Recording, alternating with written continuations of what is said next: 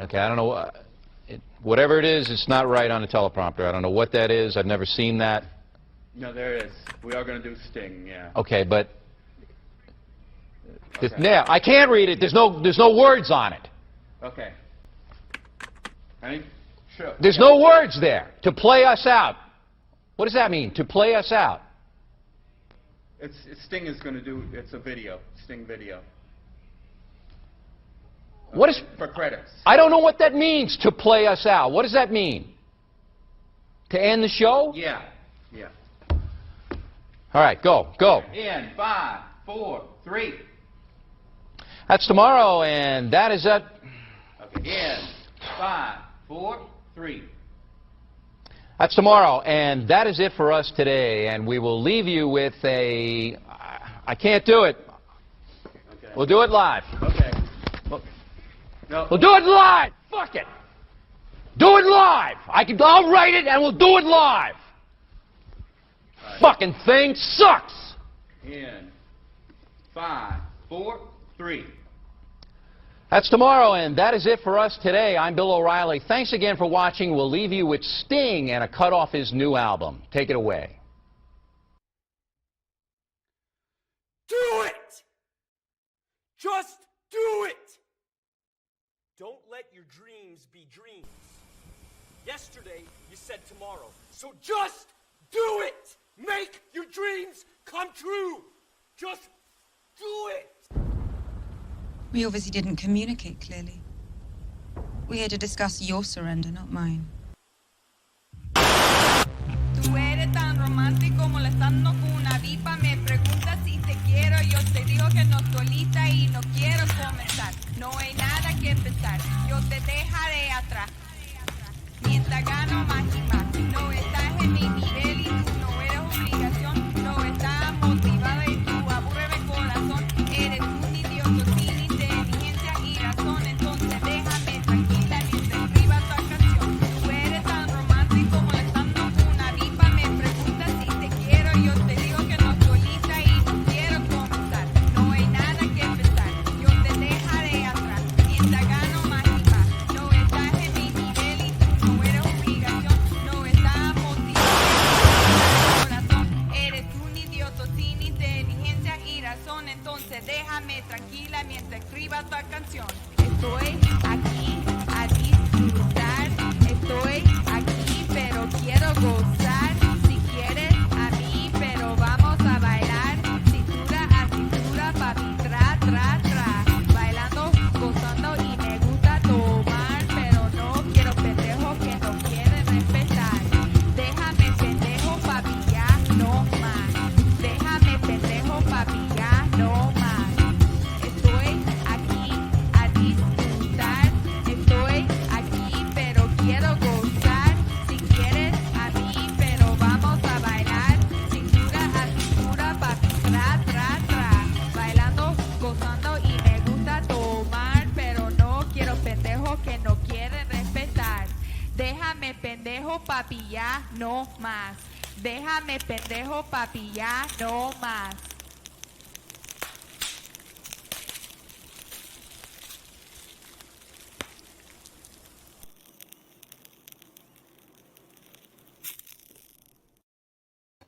What is up, everybody? It is your boy Luis Martinez, aka Big Chief Burrito, live with you.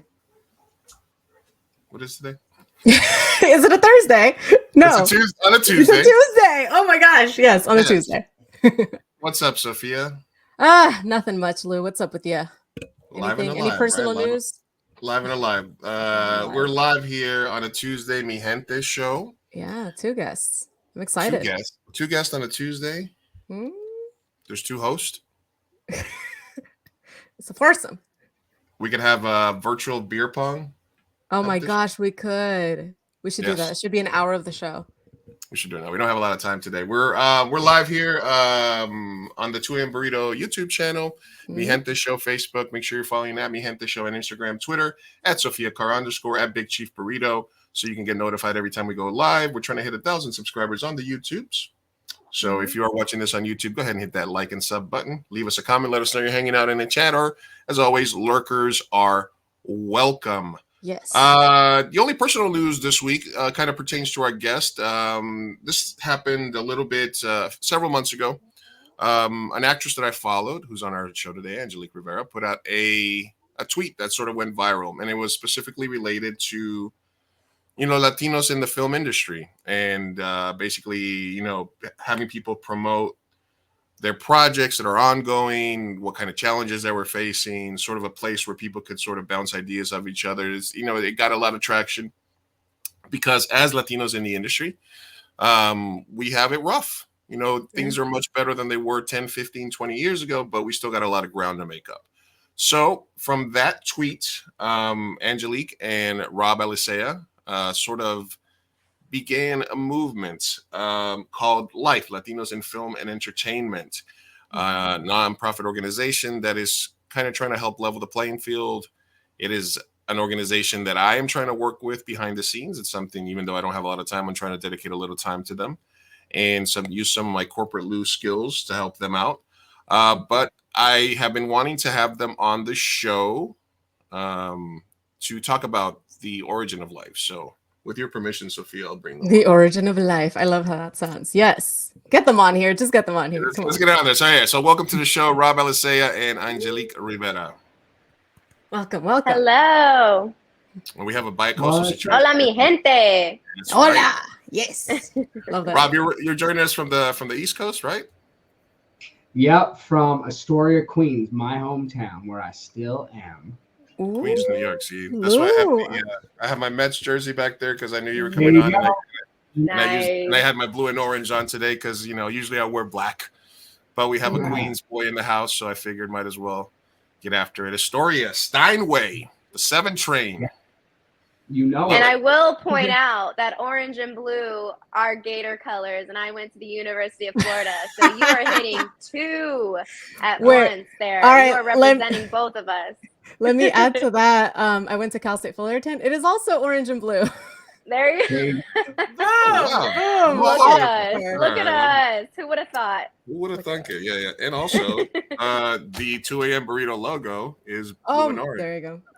Look at that. Wow. I love it. Survive. Although, I just got some alternate. Check it out. Check this out for the ladies. Nice. Oh yeah. Is that pink? Yeah, it's color. Pink and purple. Is it purple? Yeah, pink and purple. Yeah, I got the bisexuals out there. I love it. There you go. All right, so let's jump right into it. Robin and Angelique. Angelique, let's start with you. Let's start off with the tweet because you sent this off and it starts a movement that's 100+ people deep now. In terms of not necessarily everybody is aware of it because many more people are aware of it, but that are actually actively participating in the Latinos in film and entertainment. But what was your mindset like right before you sent that? And were things bubbling up inside? Was it the frustration? Where were you at mentally before you? That's such a good question. I was on Twitter and I was reading about, the Batgirl the movie getting shelved and I was reading about, and then I had remembered a few, maybe it was days or weeks before that the Gordita Chronicles was canceled. Both were on HBO Max as well. So they were shaking up a lot of things over there, but it also it was a place that I remember being in all the time when just one of our shows got canceled, when Vita got canceled, when Baker and the Beauty got canceled, which was such a cute show, and I had my friend Lisa Vidal was on that, and it was just great. And it's just like a constant reminder of shows that had not been really given a chance. And it felt a bit personal, and I could see from people's reactions on Twitter that there was a defeatist sort of feeling, like, man, like this feels like it keeps happening. It feels bigger than us. And I didn't want to give into that because I didn't want us, although yes, it's extremely disappointing, but I didn't want us to feel defeated. I didn't want us to feel like this isn't something that we could overcome, because it most certainly is. And with faith, we can. And so I just wanted to send out a tweet that was encouraging to the community. And I was almost speaking to myself at the same point. Like, I was also trying to encourage myself while encouraging others that I know would see it, but I didn't imagine the amount of people that would see it. But I just wanted to uplift people's spirits a little bit and just tell them to keep going, and that we matter, our stories matter, we cannot give up. These things happen, but we will overcome, and there's hope, that there's still hope. And I just didn't want hope to feel lost. So yeah, I sent out that tweet, and it just kind of spread like wildfire. I guess the algorithm just took it off. The algorithm sense it did feel like a while there that that we could only have one thing at a time, right? Mhm. You can have one show. We're gonna cancel it after 2 seasons. Then you get your next show. That's it. Be happy with it. And then you get like Luis and Ant-Man, and then that's it. That's what you get. Vida, Cortita Chronicles, the One Day at a Time. One day at a time. Yes, One Day at a You know, time. it and it felt like, we can't have nice things. We can't even have normal things. And in an industry that keeps shows on for multiple years and for no reason and crappy, it just felt, and then you had at the same time all these statistics saying that Latinos were, a big percentage of the film going public. Chris Rock made the joke a long time ago that you have to go out of your way in LA not to hire Mexicans for production jobs and stuff like that. Exactly. I know it resonated with me because I know that's where you sort of popped on my radar, and I started following you and all the stuff that you were doing. And then Rob, at what point did you see that, and how did that move you to sort of reach out to Angelique? Did you already know her, or was that the genesis of you guys meeting and forming a friendship? Yeah, I think from an emotional standpoint, I think I was in the same place that Angelique was in, like this place of like really built up frustration. So yeah, her tweet had popped up probably much like for you, most likely with the algorithms. I don't think I was following you yet. And I started going through all these tweets because basically she had just created this space where, different Latino artists can say, hey, I'm working on this short film, or check out this trailer, or hey, this is, the newest graphic novel I'm trying to draw and get off the ground. And it was just all these like super amazingly talented people. And again, feeling frustrated inside, I'm a pretty positive person. So I try to say to myself, okay, how can I turn this frustration into something that, maybe motivates me to do something positive going forward? So I sent Angelique a message, and I was like, first off, thank you for that. And I was like, I think we need to do something here, because there's so many of these amazing artists that had you not put that tweet, maybe I would have never met. Right. And I was like, and there's so many talented people replying to this. And then you always hear like, I don't know where to find a Latino director. I don't know where to find this person. I'm like, but there's so many of us here. If half these execs or whatnot saw this tweet, you'd have a plethora of people to hire. So then we started talking back and forth. And then at first it was like, okay, what could this be? What do we want to do here? First, it was like, we love to build community. So maybe let's start a Zoom, right? And see if maybe anyone wants to show up together and talk about what they're doing and what they're looking to do. And then it was kind of like this growth into, hey, what if we made a website? And what if this website just had all the profiles of all the Latino artists that want to be featured? And then it grew into, well, what if maybe we make this into an official nonprofit, which is what our goal is and what we're working on right now. So I think the Cliff Notes version, it started from a place of, like Angelique, this is starting to feel a little personal, and we're definitely feeling frustrated, but what could we do to somehow make this better? Because anyone can complain, right? Like we can all complain when the cows come home. We do plenty of that here, so. present company included. But I said, you know what? If we can at least do something positive out of this, then no matter what happens, like we've done somewhat of our part. And it just really started from that desire. And, you know, like you guys are saying, now we're 100+ members deep. Yeah. And, you know, it's been so inspiring. Last night we had our February virtual get together. It was the biggest one we ever had. And there's just so many amazingly gifted, kind, talented people that are just showing up. And I'm like, I'm here.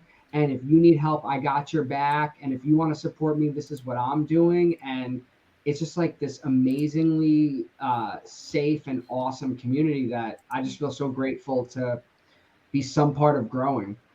And there's our website. Yes, there's our website There's I Sophia. with our There I am. Hey, profiles. I love that. I love Yes, the there's fact that Sophia. I love the fact that Angelique, you mentioned that like it was a defeatist feeling that led to, you know, all of this. And I feel like it is a frustration that we are all, you know, feeling together. So I just love what you guys are doing. I love the fact that you know, you are activists. You turn this into action and action, you know, you're connecting people. So I don't know. How do you feel having 100 members? That's like insane. How has the growth been? Because I know it was It's wild. exponential. Yeah, when I signed up, Lou sent it to me, and I know when I was there, it was like not that many members yet. And the last I checked, I was just like, load more, load more, load more. And Yeah, and you know, we have so right now we have the website, and not even everyone's on the website yet. So we Shout out Danny Dorco, who for doing the website. yes, yes, Oh, Who's Danny supposed to be on the killed show as well, and he's actually from Chula Vista, Sophia. Yeah, really? A chula? Oh my gosh, gotta meet up with him. Big shout out to Danny and Lou, you as well, and everyone Yes. else who has just said, hey, I just want to help you guys out and be a part of this because, you know, we're two people. We only can do so much, but everyone has really just been like, not only do I want to be a part of this, but how can I help grow this? That's been amazing. Y'all And, ignited you a know, fire. and you know, I just want to say, like, I've been in this business for 21 years and, you know, love what I do, feel so grateful to be a part of it. But right now, at this present part of my life, I feel like this is maybe one of the most important things I've ever done because it's so much for other people, you know, about future generations. Like even last night, thanks, Angie, appreciate that. Oh, thank you, Angie. We had like these so many like young filmmakers, you know what I mean? Like they're still in college that came last night from like Utah who got recommended by a member. And these are kids that are just like about to start getting out there. You know what I mean? They're the next generation. And one's going to do this incredible mural project across Mexico. And another one is a rapper, you know what I mean? And a singer. And there's like these like I said, just amazingly talented people who, had we not just put the word out there that we want to start building community, we would have never met. And then they in turn are talking to us saying, you know, you guys are inspiring us by just putting this out there. So it's just, it feels so good. Like I can't even put into words in one whole podcast about just how fulfilled I feel just from this whole experience. Yeah, the energy was amazing yesterday. The fact that you had people from all over the world connecting, Utah, like you don't think like, you know, Latino hub, you don't think Utah, right? Definitely not. But these people were like, and they were very appreciative. One of the things I've told Sophia about this podcast is that, you know, we do the Latinx Spotlight where we try to feature Latinos each week and try to highlight somebody, and it's something that you know we like doing, not necessarily because it does anything for us, but because it's like, you know, if at worst case scenario, what we're doing with this podcast, we're trying to promote ourselves as a filmmaker, as an actress, as a personality, but if we can put other people in front of people's eyes and we can help somebody lift them up, you know, each one teach one type deal, then absolutely it helps us out. I know we have limited time here with Angelique, so I wanted to ask you a couple of questions just about your background. Sure. You know, like what does Latinidad sort of mean to you? Did you grow up in LA? You know, are you Mexican American, or and how did, you know, what part of that plays in you as in your life and as an actress? Absolutely. I'm actually Boricua. I am full. Yes, my mom's family, my dad's family, all from the island. So Puerto Rican culture is what I grew up in. My family is from Chicago, and there's a huge Puerto Rican community there. So I was born there, but where I really grew up was in Kissimmee, Florida, which just so happens to be another huge Puerto absolutely. Rican community. So I grew up around Puerto Ricans, Dominicans, Cubans, Colombians. I grew up around Latinos. So it's weird to me that when I moved to LA and then moving to another place with so many Latinos, that I go to auditions and I well, now it's self tapes, but you know, I'm in the industry and I'm one of the only ones. It's weird. It's weird that when I'm walking on the street in LA, I can't go a few feet without bumping into a Hispanic person. But when I'm in a networking, or let's say when I went to the Emmys or when I went to some of these, you know, industry events, industry parties, I felt like I was the only one, and I felt I felt different. I felt different than everybody else there. So it's really I've noticed since the beginning that there was I don't want to say exclusion, but there just weren't a lot of us in these spaces, and I didn't want it to be that way. I remember from the very beginning, from when I was on American Crime, that I did not want to feel like I was the only one on set who was Latina, or you know, it was just like I noticed it from the very, very beginning. And that was a diverse set, but I went to a lot of sets after that weren't very diverse. So I love Latinos. I love the culture. I love how all of us have our own nuances. I love that we have similar food, but we do it different ways. And I just think it's so cool, you know? And my family, they really, you know, made sure that I felt proud of where, you know, our families come from. So I'm very proud to be Puerto Rican. And even though there were places I grew up in Virginia at one point too. So that was a very interesting experience, being like the only Puerto Rican, the only Latino in my entire elementary school. In the whole state. Yeah, it's probably, yeah, exactly. Like literally, I just, you know, I grew up in some of these spaces. So it's not weird for me to be like one of the only ones. Like I know what that's like from being even a little kid. But it is weird when you're constantly surrounded by it in every other space you're in besides the entertainment industry. It is a little off-putting. But I think that, you know, the antidote to that is just, we are such a vibrant, large community, and all together, we can make a lot of noise. And so my heart with this organization is just getting us all together, unifying us. You know, it's not Puerto Ricans versus Cubans versus Ecuadorians. Like, enough of that. Like, we all need to band together under our Latinidad and celebrate each other, celebrate one another, and support one another too. Because Absolutely. it's the only way. I think it's the only way. It's the only thing that hasn't been done. And so I feel like that is what the key is to making a real change for us in this industry. Yes. One of the things that you said there that's really interesting and it's really poignant is the fact that you can drive around town and be surrounded by Latinos in LA or New York to a certain degree, but then when you go to the industry stuff, you're the only one, and that really is very, very telling that you mentioned that, because it's a big deal. So let's make sure everybody can follows Angelique if you're watching this today. So let me see if we can pull up. You know, hey, looking fabulous on your website here. Hey, Angelique, very, very fierce, very fierce, very fierce. AngeliqueRivera.com. And Angelique, if you are willing to come down for the festival, just because you mentioned it, we have a movie from Puerto Rico called Los Mecánicos. It's a movie directly from Puerto Rico. It's sponsored by the House of Puerto Rico here in San Diego from Balboa Park. It's one of the comedies that I selected as part of the comedy showcase. So if you are down to make that drive either Saturday, March 11th or Monday, March 13th, we will be screening this Puerto Rican comedy as part of the San Diego Latino Film Festival. Just, That's amazing. I throw, would love throwing it out, to.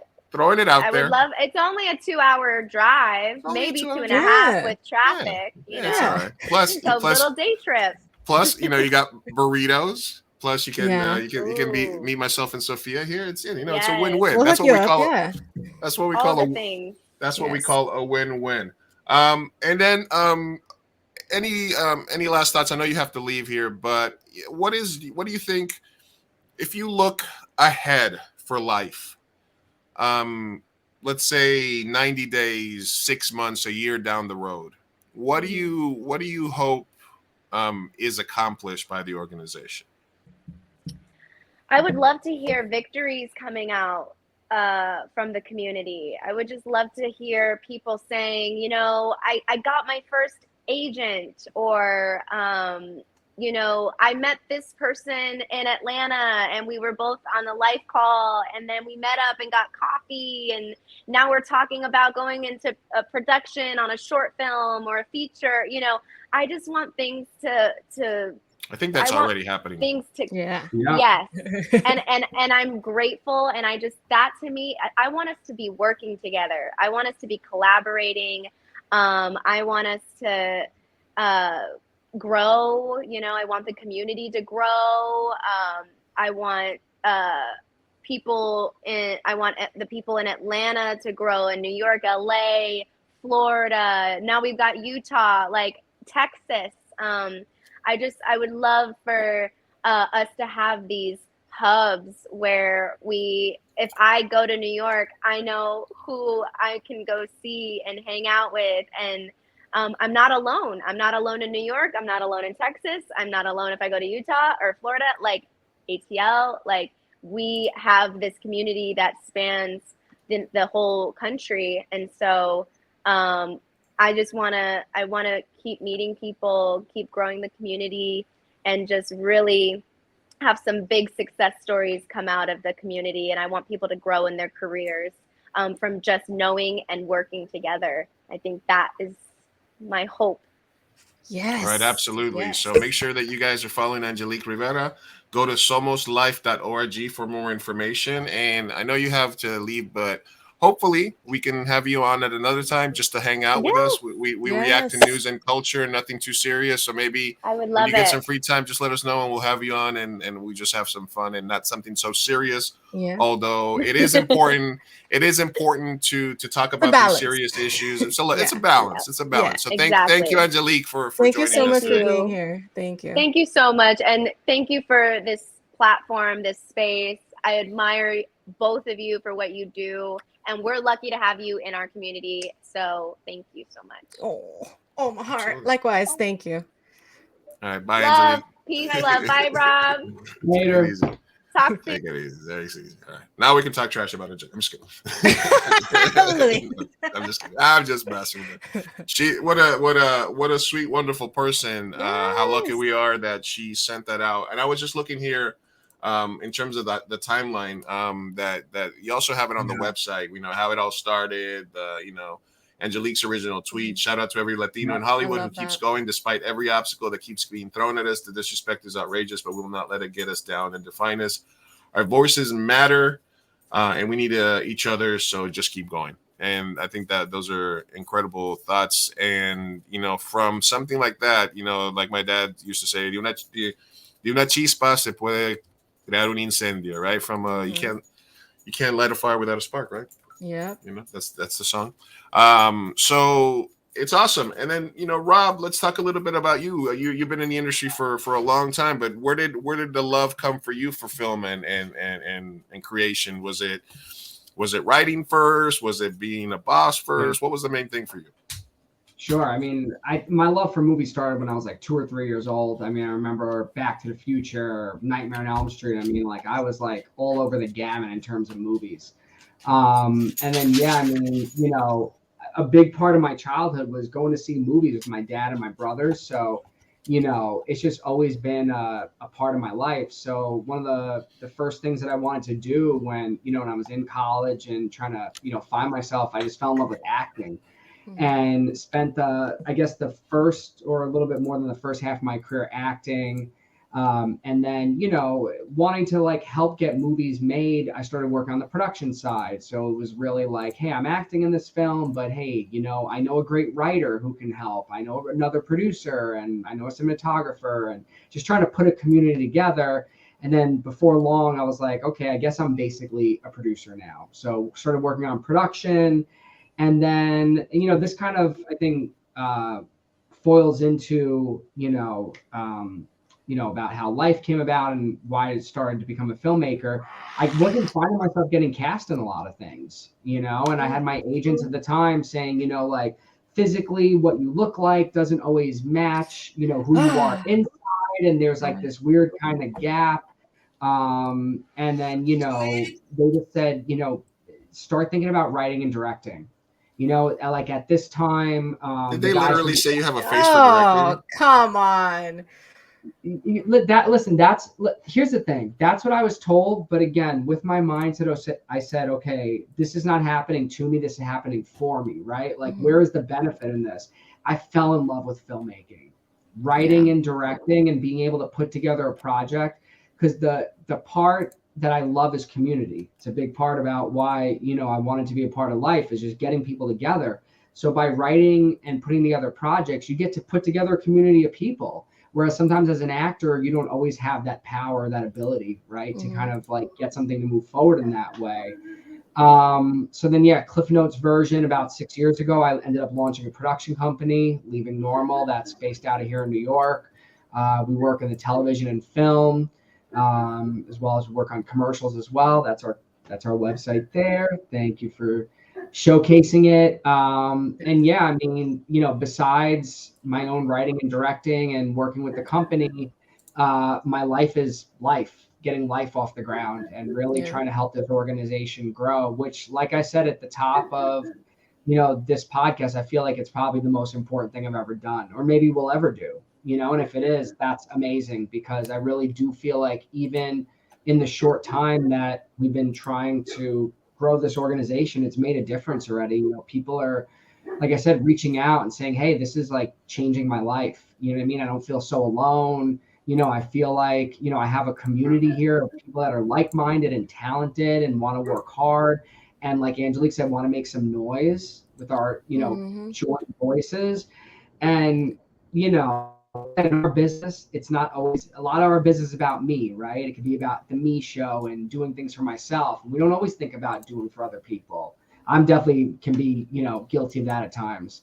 But this whole organization has been about everybody else. And that's been the coolest part, is like literally just doing something that's completely selfless. And hopefully we'll leave the industry a little better than how we came in it. If you my mouth full on it. Oh, no, absolutely. No, I've been told I have a face for radio. No, I'm just kidding. Do you, if you could, do you think if you had put this, so you started off in acting, but you sort of found this love. So it's more like, I'm going to do this because I like it, not because you tell me I have to do it, right? It's, how you feeling over there, Sophia? Yeah, no, good. I actually resonated a lot, like pretty deeply with everything that you said, because I'm currently in a position like that where I'm kind of having issues just booking stuff. I'm too young looking for this. I'm too old looking for that. I'm whatever, right? And I'm just like, So I started writing a script and I want to direct it and all of that. So I'm just kind of doing that. So L.I.F.E actually came at the perfect time, because I also was angry. We actually talked about it deeply in the podcast when Gordita Chronicles got canceled, and then the whole Catwoman thing. We've covered these topics and just ranted on about our frustrations. Yeah, Batgirl, sorry, yeah. So yeah, it was just I just love what you guys are doing. I love the fact that you brought a community of us together to share this frustration, and we are now going to be able to support each other. I think that that's admirable, and I think that it's going to cause hopefully a tidal wave in Hollywood and New York, and I think that's the only way to get Latino voices, up and it's been a long time coming, Yes. And I think what's amazing about this community is, like, just like I mentioned that, we had some younger members who are still in college, we also have some badass strong directors, female directors, male directors, everybody under the sun in this group that are just, like I said, amazing people that are making some amazing strides in their careers, and they're so inspiring, right? So at times it can feel like, hey, we don't have enough representation, which I know we still feel that way.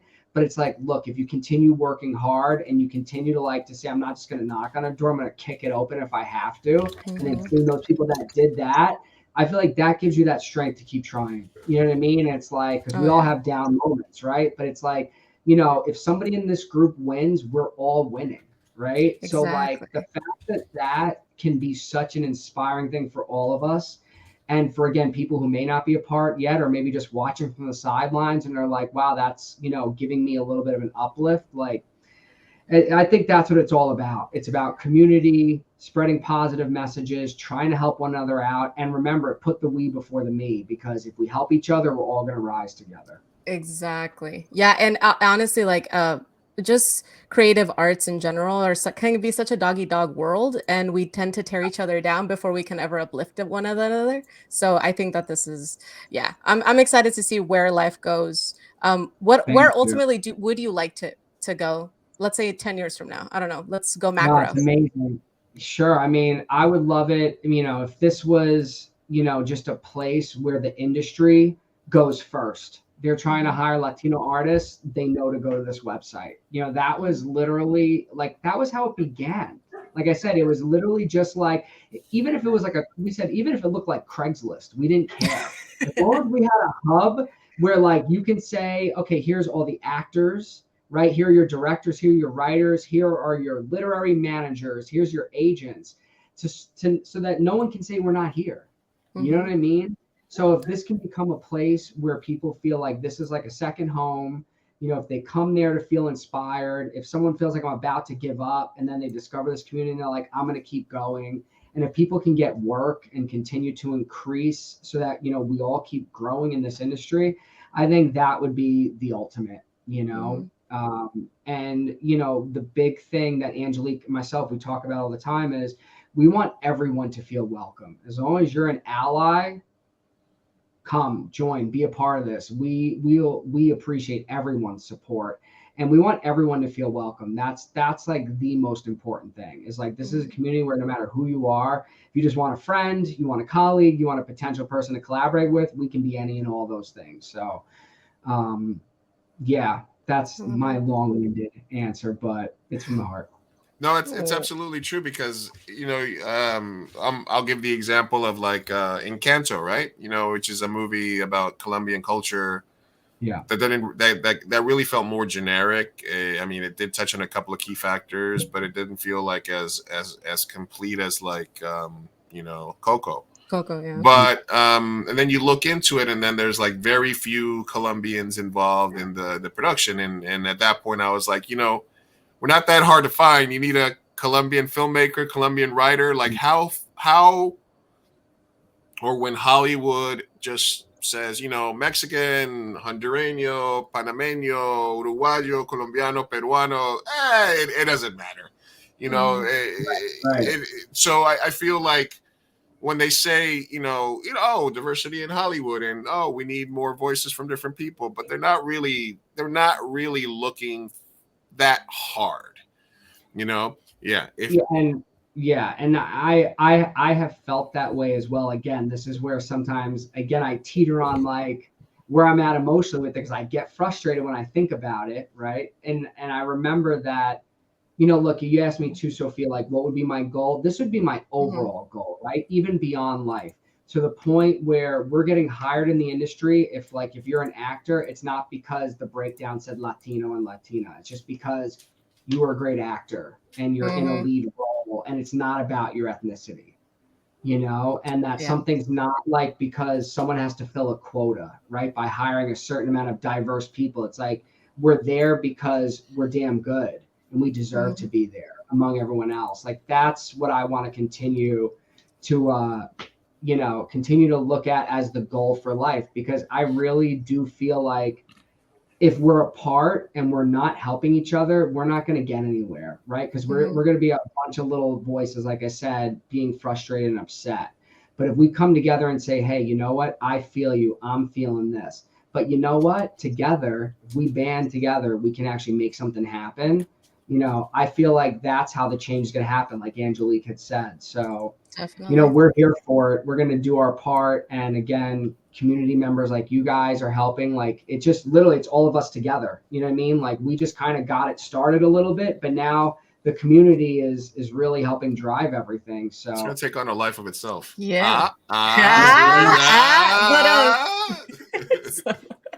Oh All no, right. he froze. That's how bad the joke was. That He was so froze. good. Froze. All right, we're here I loved live it. with Rob Alicea, the co-founder of L.I.F.E, Latinos in Film and Entertainment. Alexandra joining us from Centro America. Thanks for friend of the stopping show. by. Love Friend you, of Jai. Hey, Alexandra, go to somoslife.org. We need to get Join the it. Central We- America.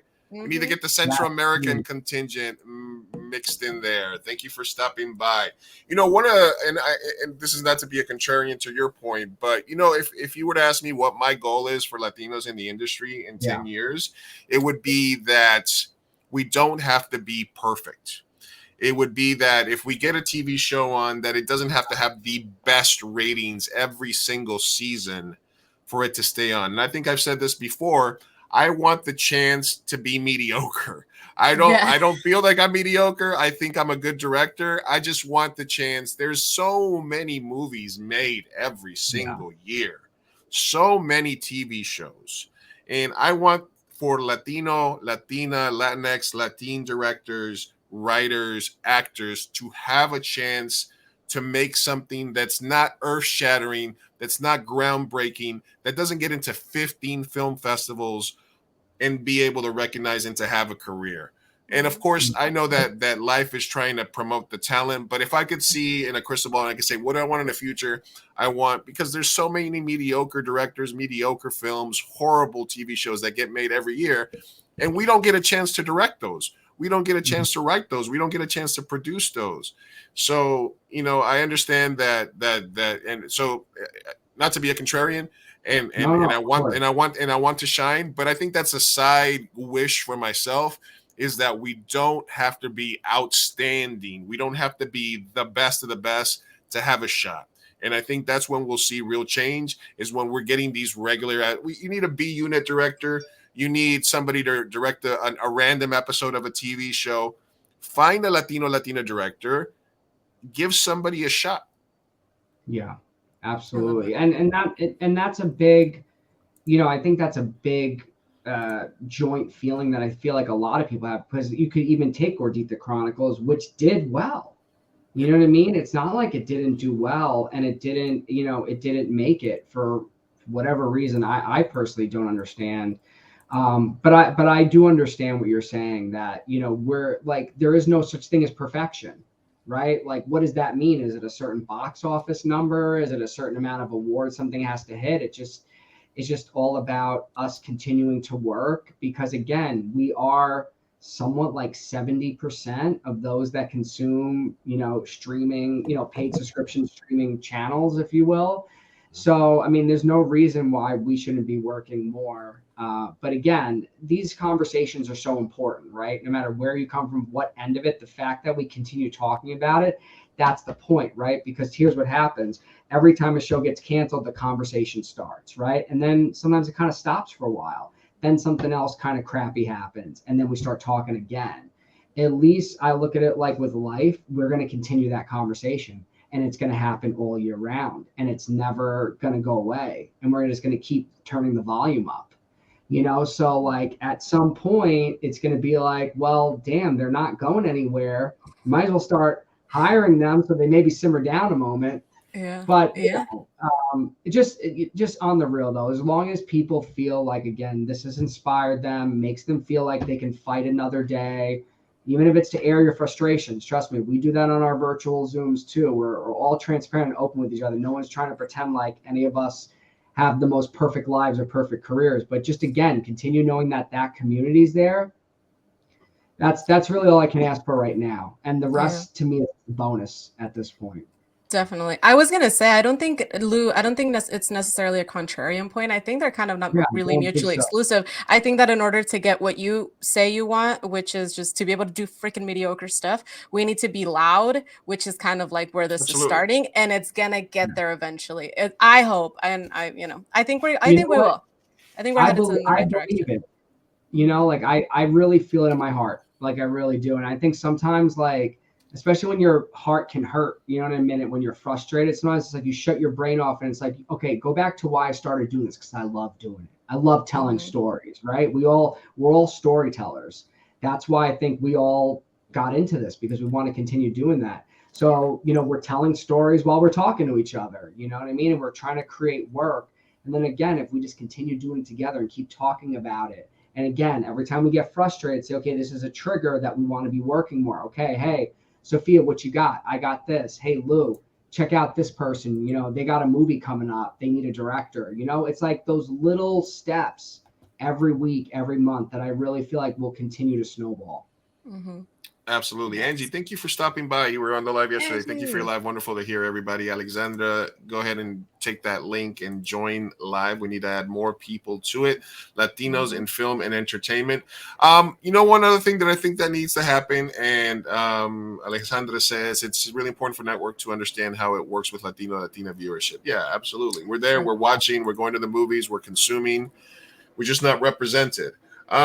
I wanted to bring up an example of somebody like Ava DuVernay, who who gets a show made and he specifically sets out to have African American directors direct every episode. You have something like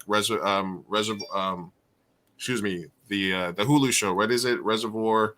Um, I don't want to get the name wrong with the about the indigenous the Oh, reservation dogs, right? reservation dogs. And then Yeah. they get native directors here. We need one of these Latino celebrities that gets a show that gets a deal at HBO to demand that each of the episodes of a show that they're producing gets directed by a lesser known Latino director or Latina director.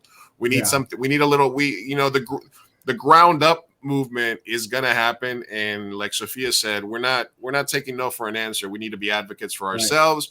We need to kick the door down, but we also need a little help from above. Some of the people that have made Yeah. it to pull some of us up because we're here and we're already supporting each other. If we can get a Yeah. little help from above, it's a multifaceted thing, I believe. Yeah, Guillermo del Toro. Sorry. No, like on the real, Angelique and I, we've had many discussions about this. How a lot of times, and I'm not calling out anyone in particular, but a lot of Oh, times people in our industry that are prominent and could I think help open those doors more don't always do it. And maybe I feel like a lot of times our community feels like, well, thank God I finally made it in because it's been such a struggle. But then it's like, well, let me secure my place and don't always think about, but there's so many others, right, that are going to come after you. And I don't think like we've always done that for each other. You know what I mean? I don't think we do it enough. And Angelique and I said, listen, on whatever level you want to consider us, we're going to change that, at least with us. Like, that's the culture we're going to change. Like, when we get things, we're going to help employ, our life members or people in our community that want to be working. It's the only way, right, to kind of make that move. And yeah, and it is true. We really do need the help, right? We do need more people that are in positions of power to really just say, hey, we need to hire more Latinos, both in front and behind the camera. And if that doesn't happen, then we're just going to keep working till we get into that place of power, then be the ones to do it. Because, like I said, we're not going anywhere. Yeah, So, we're right you here. know, Aquí estamos, mi gente. Yay. Life. exactly. Guatemala has had a impulse, all things considered, with one of their actresses already working in Marvel. Yeah, all it Ooh, takes ¿cuál?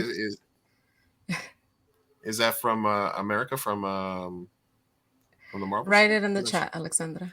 Alexandra, Okay, right in the continue. chat. Rob, what do you what do you consider your strength as a producer and as a director? Do you think is that you were an actor and you can kind of pull from those experiences, or what do you think you bring to the table as a filmmaker? I think coming from the acting side of things, I think helps a lot.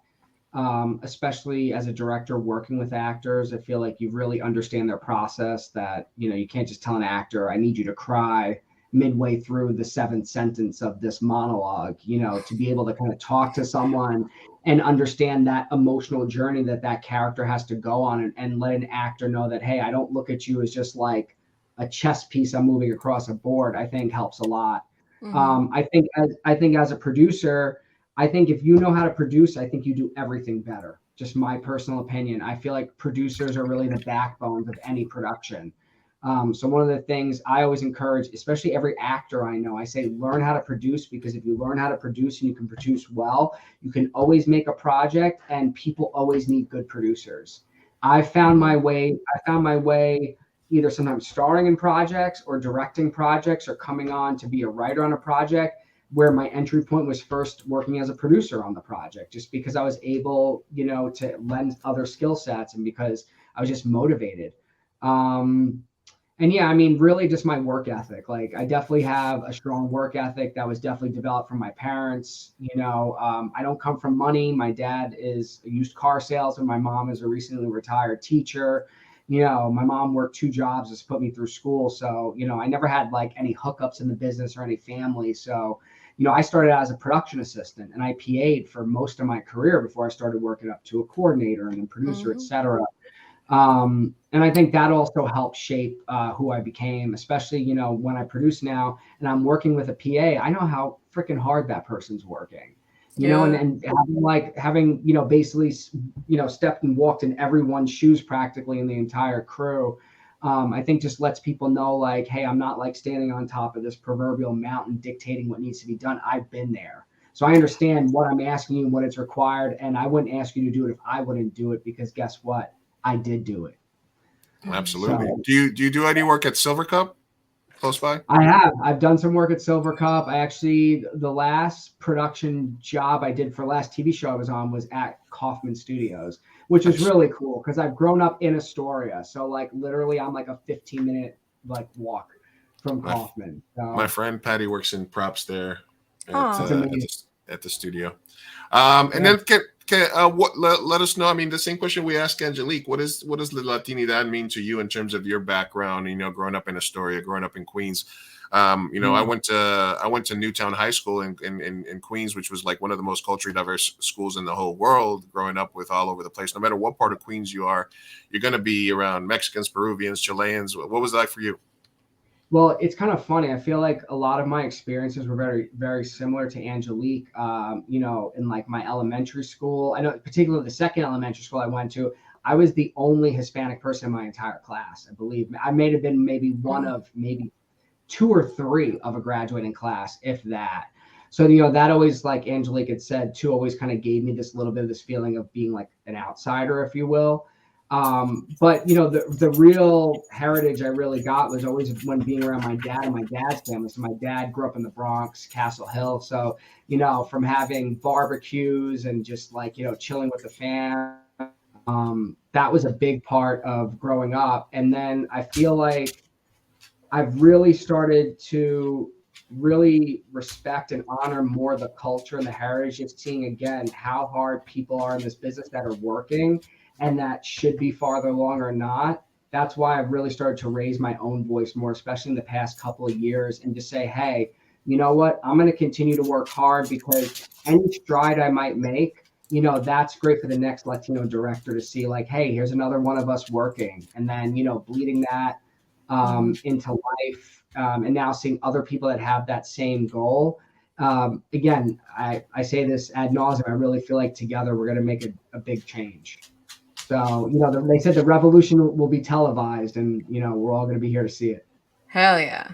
Absolutely. I went, I guess not in Astoria, but in Sunnyside. My first school in New York was IS 125 in Sunnyside, right there in the middle of or right closer to the city, right by the 7 train. So I mean, Queens is a huge melting pot. The Bronx is a huge melting pot. We're all over the place. So it's great to talk to somebody from New York, from Queens, that's going through a struggle. I know that you guys have some meetups planned for New York and for LA.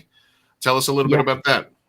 Yeah, so we're planning our first in-person meetup, which is happening at the end of March. We're going to be working to lock in a date in the next week. And this is going to be the first in-person L.I.F.E meetup that's going to happen simultaneously at the same time on both coasts, which is, I think, really cool because it feels like, as amazing as it is to connect and meet on Zoom and talk like this, to actually be able to like see people in person, it's like, man, we manifested something because we're here. You know what I mean? It's like, I can see you, you're right in front of me. And then to see everybody together in that one room, I don't know, it feels like it's a rally almost, right? It's like, you know, hey, we could have stayed home and complained, or we're here now because we're going to work to help uplift each other. And again, I know I always say, and a lot of my friends are like, oh, dude, you're so positive. Sometimes you're too positive. But again, you could live too much in the frustration and the anger. But if you say, okay, you know what? I know how I feel. I know I want to make that change. How do I make that couple of steps forward? It's happening. And, you know, this first in-person meetup, which again is going to take place in LA and New York. We're soon looking up to start the ATL meetups as well. So before you know it, it's going to be multiple states where it's all going to be happening at the same time, and we're all going to live stream with each other, which is going to be really cool. Yeah, I'm super pumped for it. That's awesome. That's going to be great for morale and team building. And I feel like, let's fucking do it. Let's go. That's it. All right, we've had the pleasure of talking with Angelique Rivera and now live with Rob Alicea, co-founders of L.I.F.E, Latinos in Film and Entertainment. Go to somoslife.org. Join the community. You can see all the people there, directors, writers, producers. And if you have a little time, if you have an expertise, like I said, not a lot of people in my inner circle get to meet corporate Lou. You know, I like to keep him hitting away, but he does exist, and I'm trying to lend some of my talents in that area to help where I can behind the scenes. I want to be a proud and active participant in life in multiple ways, and anything, as Rob already knows, anything that I can do in the time that I have to help the organization, I'm willing to put in the work. So even if it's not necessarily anything you can do promotion wise, any skills that you have, we're looking for lawyers to help with the nonprofit status. We're looking for technical people to help Danny with the website and other things that are happening in the future. We're looking for community organizers to get the word out, and anybody else that wants to be a part of it, to collaborate, join the monthly Zooms, stay in the loop, follow Danny and Rob, myself as well, so that when something happens, you are aware. And, you know, let's both talk about it and be about it. Knock the door down so we can get it done. All right, one more random question for you, Rob. If you got the chance to direct or recreate one IP, which one would you do? Oh man, that's a great question. I would say John Carpenter's They Live, I think, would be a really interesting piece of IP to look at, especially through today's lens. I think that would be a really cool one. That's one of my favorite movies. I like it. Obey. Alexandra says she would like to be happy to be the L.I.F.E ambassador here in Honduras. Oh, very cool. Yes. We will gladly take you up on that. Please, it's info@somoslife.org. Again, info@somoslife.org. Or, you know, DM our Instagram as well. We'd love to chat with you. And yeah, if you go actually to the main page, if you actually go to contact, there we go, all the way on the right. Yeah. Thank you all. Yeah, there you go. That's our email address, info@somoslife.org. Drop us an email. We'll definitely would love to chat. Yeah, Alexandra's a wonderful, wonderful filmmaker from Honduras. We had her on the show a few weeks back, huh? Yeah, it's that'd be awesome. Look at us. All right, Rob. Well, I want to thank you very much for joining us. Yeah. I'm sorry. Go ahead, Rob. I didn't mean to cut you off. No, you're good, man. No, saying, look, that's what I mean. That's how it happens. You know, literally just someone, you know, putting it out to say, hey, I want to help. So let's just keep helping each other, guys. Absolutely, Rob. So I will be talking with you. I know Sophia wants to get a little bit more involved as well. Definitely. Alexandra says, perfect, happy to help any way I can. She's also an animator. She's also has some films and stuff like that. Make sure you join, get in touch with that. Rob, thank you very much for joining us, man. Yes, thank you for being here. thank you guys for listening to me yammer on about. No, I appreciate Please, I you're know, always man. welcome. All right, man. it. Thanks, guys. Have an amazing night. Yeah, You let's too. fucking go Mets, right? Let's do it. Hell yes. Hell yes. All right, brother. All right, Thanks later, guys. Good night. See ya. for Good joining night. us. Thanks for Bye. joining us. Thank you, guys. Right. It is our time. Her. Yes. Man, that's cool. I love when people just, freaking commune and bond and knock doors down. I'm ready. I'm hyped. Could you tell? You're hype. Let's go to the LA meetup. Let's go. Carpool, baby. Let's do it. Let's do it. Let's do it. Okay. All yeah. right. All right. Well, let's reset here. Okay. Serious mode off. Goodbye. All right. You don't have to be. That can be our usual. Professional. Yeah. Our usual goofy selves now that we've gotten to serious. It's a serious Latino business we're talking about here today. I know. That was yeah. Alexander, make sure you get in touch with them. It was an honor to have them on. Angelique, awesome. Rob, a lot of energy, very awesome guy. So I'm happy to help out. Yeah, absolutely.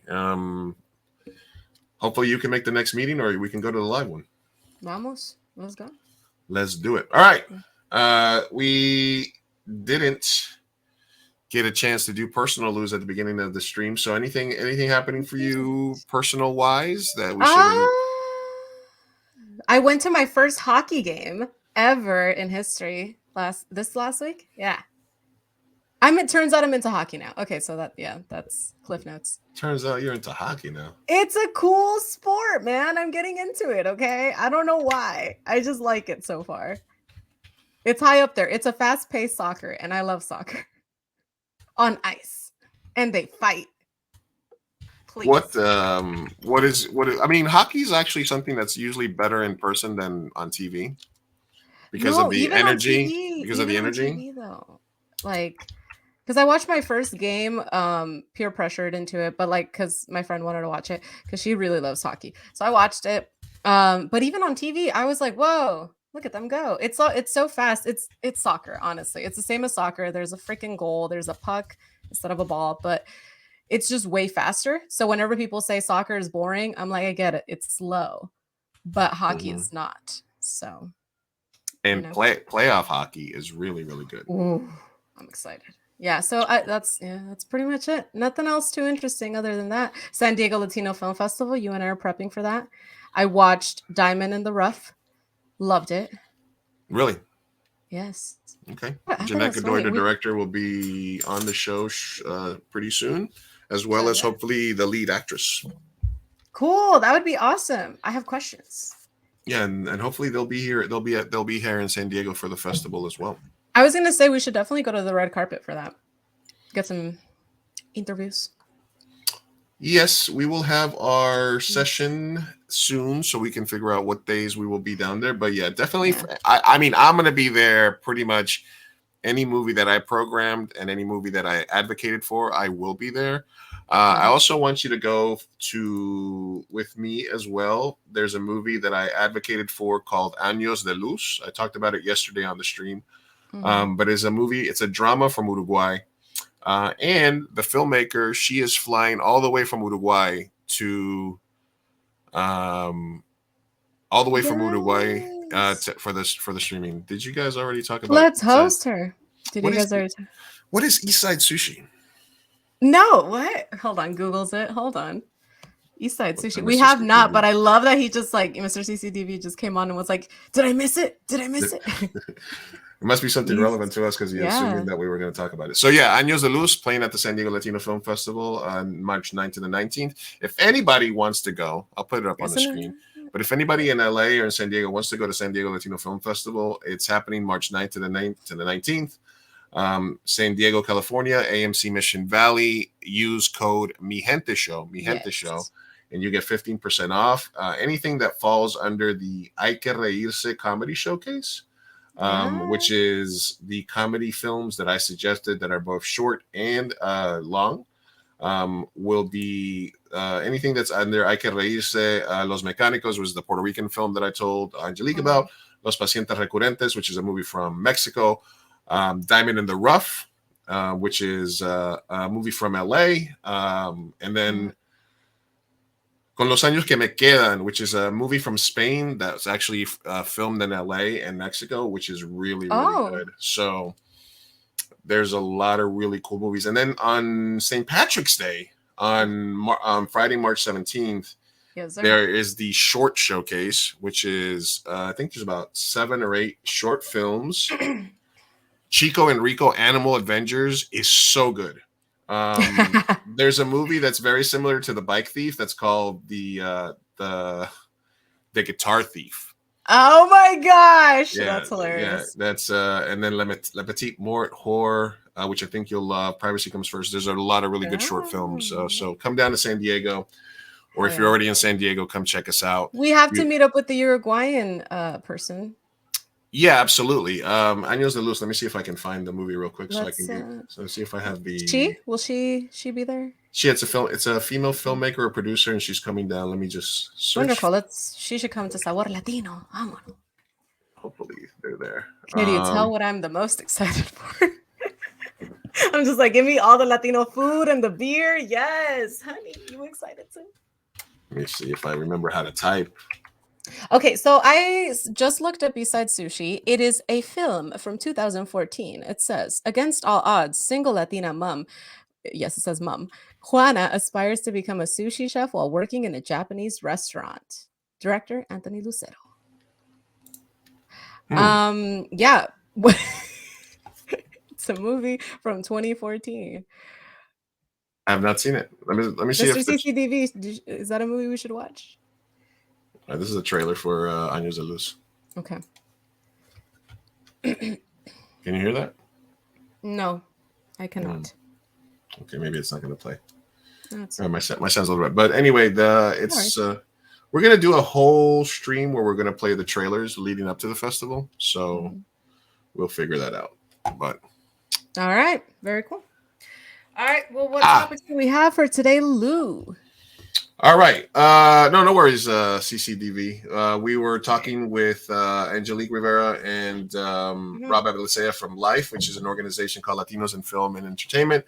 But now let's get to the tabs. What's happening in the world? What did we miss since the last time you were here? Do you have any news for us regarding your show or Coming Out for Love? What's the update there? I have an update. So they just had issues with distribution, so they halted it. It was supposed to premiere on Valentine's Day, and they paused all of that. So we're waiting now to get more updates. But so far, it's still they're still editing. The ball is rolling. It's just kind of halted for now. TBD, right. TBD. But I will update you. So 37. Isn't it called Sushi a la Mexicana in Spanish? It could be. Let me see. I love that name though. Sushi. You know what though? I will say that my favorite sushi places in San Diego, the sushi chefs are all Mexican. Oh, really? Yeah, like not surprised. Not surprised. I mean, what is it? No, I went to NorCal. Oh, I guess that's personal news as well. I went to NorCal and we drove up to we called it Putalumia. It's called Petaluma. We drove up to Petaluma and we went to this like really amazing, bougie, wonderful and then we found out that the owners were Latino. So nice. Shout out to them doing big things, owning Italian restaurants and sushi restaurants. No, absolutely. We do have a couple of No Nama's Way that came in this week, so we'll get to those in a second. The biggest news, I guess, so far this week is not necessarily. Oh, you know what? One more personal thing news that we did have is. Let me show you guys the visual on this. I have a. I'm back. Oh, you got a car? I'm back into the world of the driving. Guess who's driving to LA? You are. I don't know if the hoopty's gonna make it there, but I know mine either. We're gonna have to borrow a car. Bro. Listen, we might be better on. It'll get us to the train station so we can take the train up there. But yeah, I did get it. Thank you. After I've been basically, for those that know me, I've pretty much been not for a reason. I had a car, but for a while, taking care of my dad for the last 7 years, I didn't really need one because I was at my house like 95% of the time. So I decided to get rid of our car And then now that, you know, my life is different, I decided that I need to get back out there into the world. So I got a little hand-me-down Honda CRV. We're gonna see if it passes smog. Love, yes. We're gonna get after it and see what happens here. The CRVs are a hatch, right? What does that mean? It's like cuando hay como atrás se hace así, like, you know. Oh, Okay, I guess it's technically like a mini SUV. Oh, okay. I did not explain that well. You get it. A hatchback. You get it. A little mini SUV is what it is, Miss Sophia. We love it. All right, Congrats. I'm excited. Thank you, Mello. Thank you for stopping by. Mello. Mello was on the show yesterday. She missed you. We did our preview. I know. Thank you. How'd it thank go? you. 2 doors in a hatchback. That's how you do it. Yeah. Ish. It was actually really good. We had the artist Inocente, who was the subject of the 2012. If you guys haven't catch the VOD on the YouTube. We had Inocente, which is the artist of.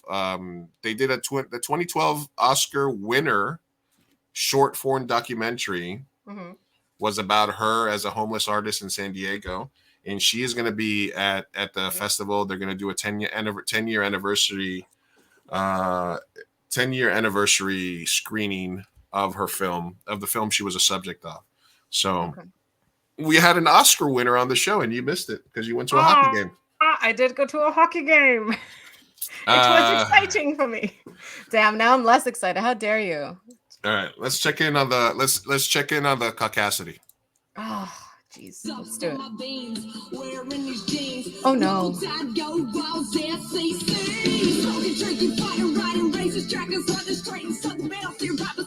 Oh.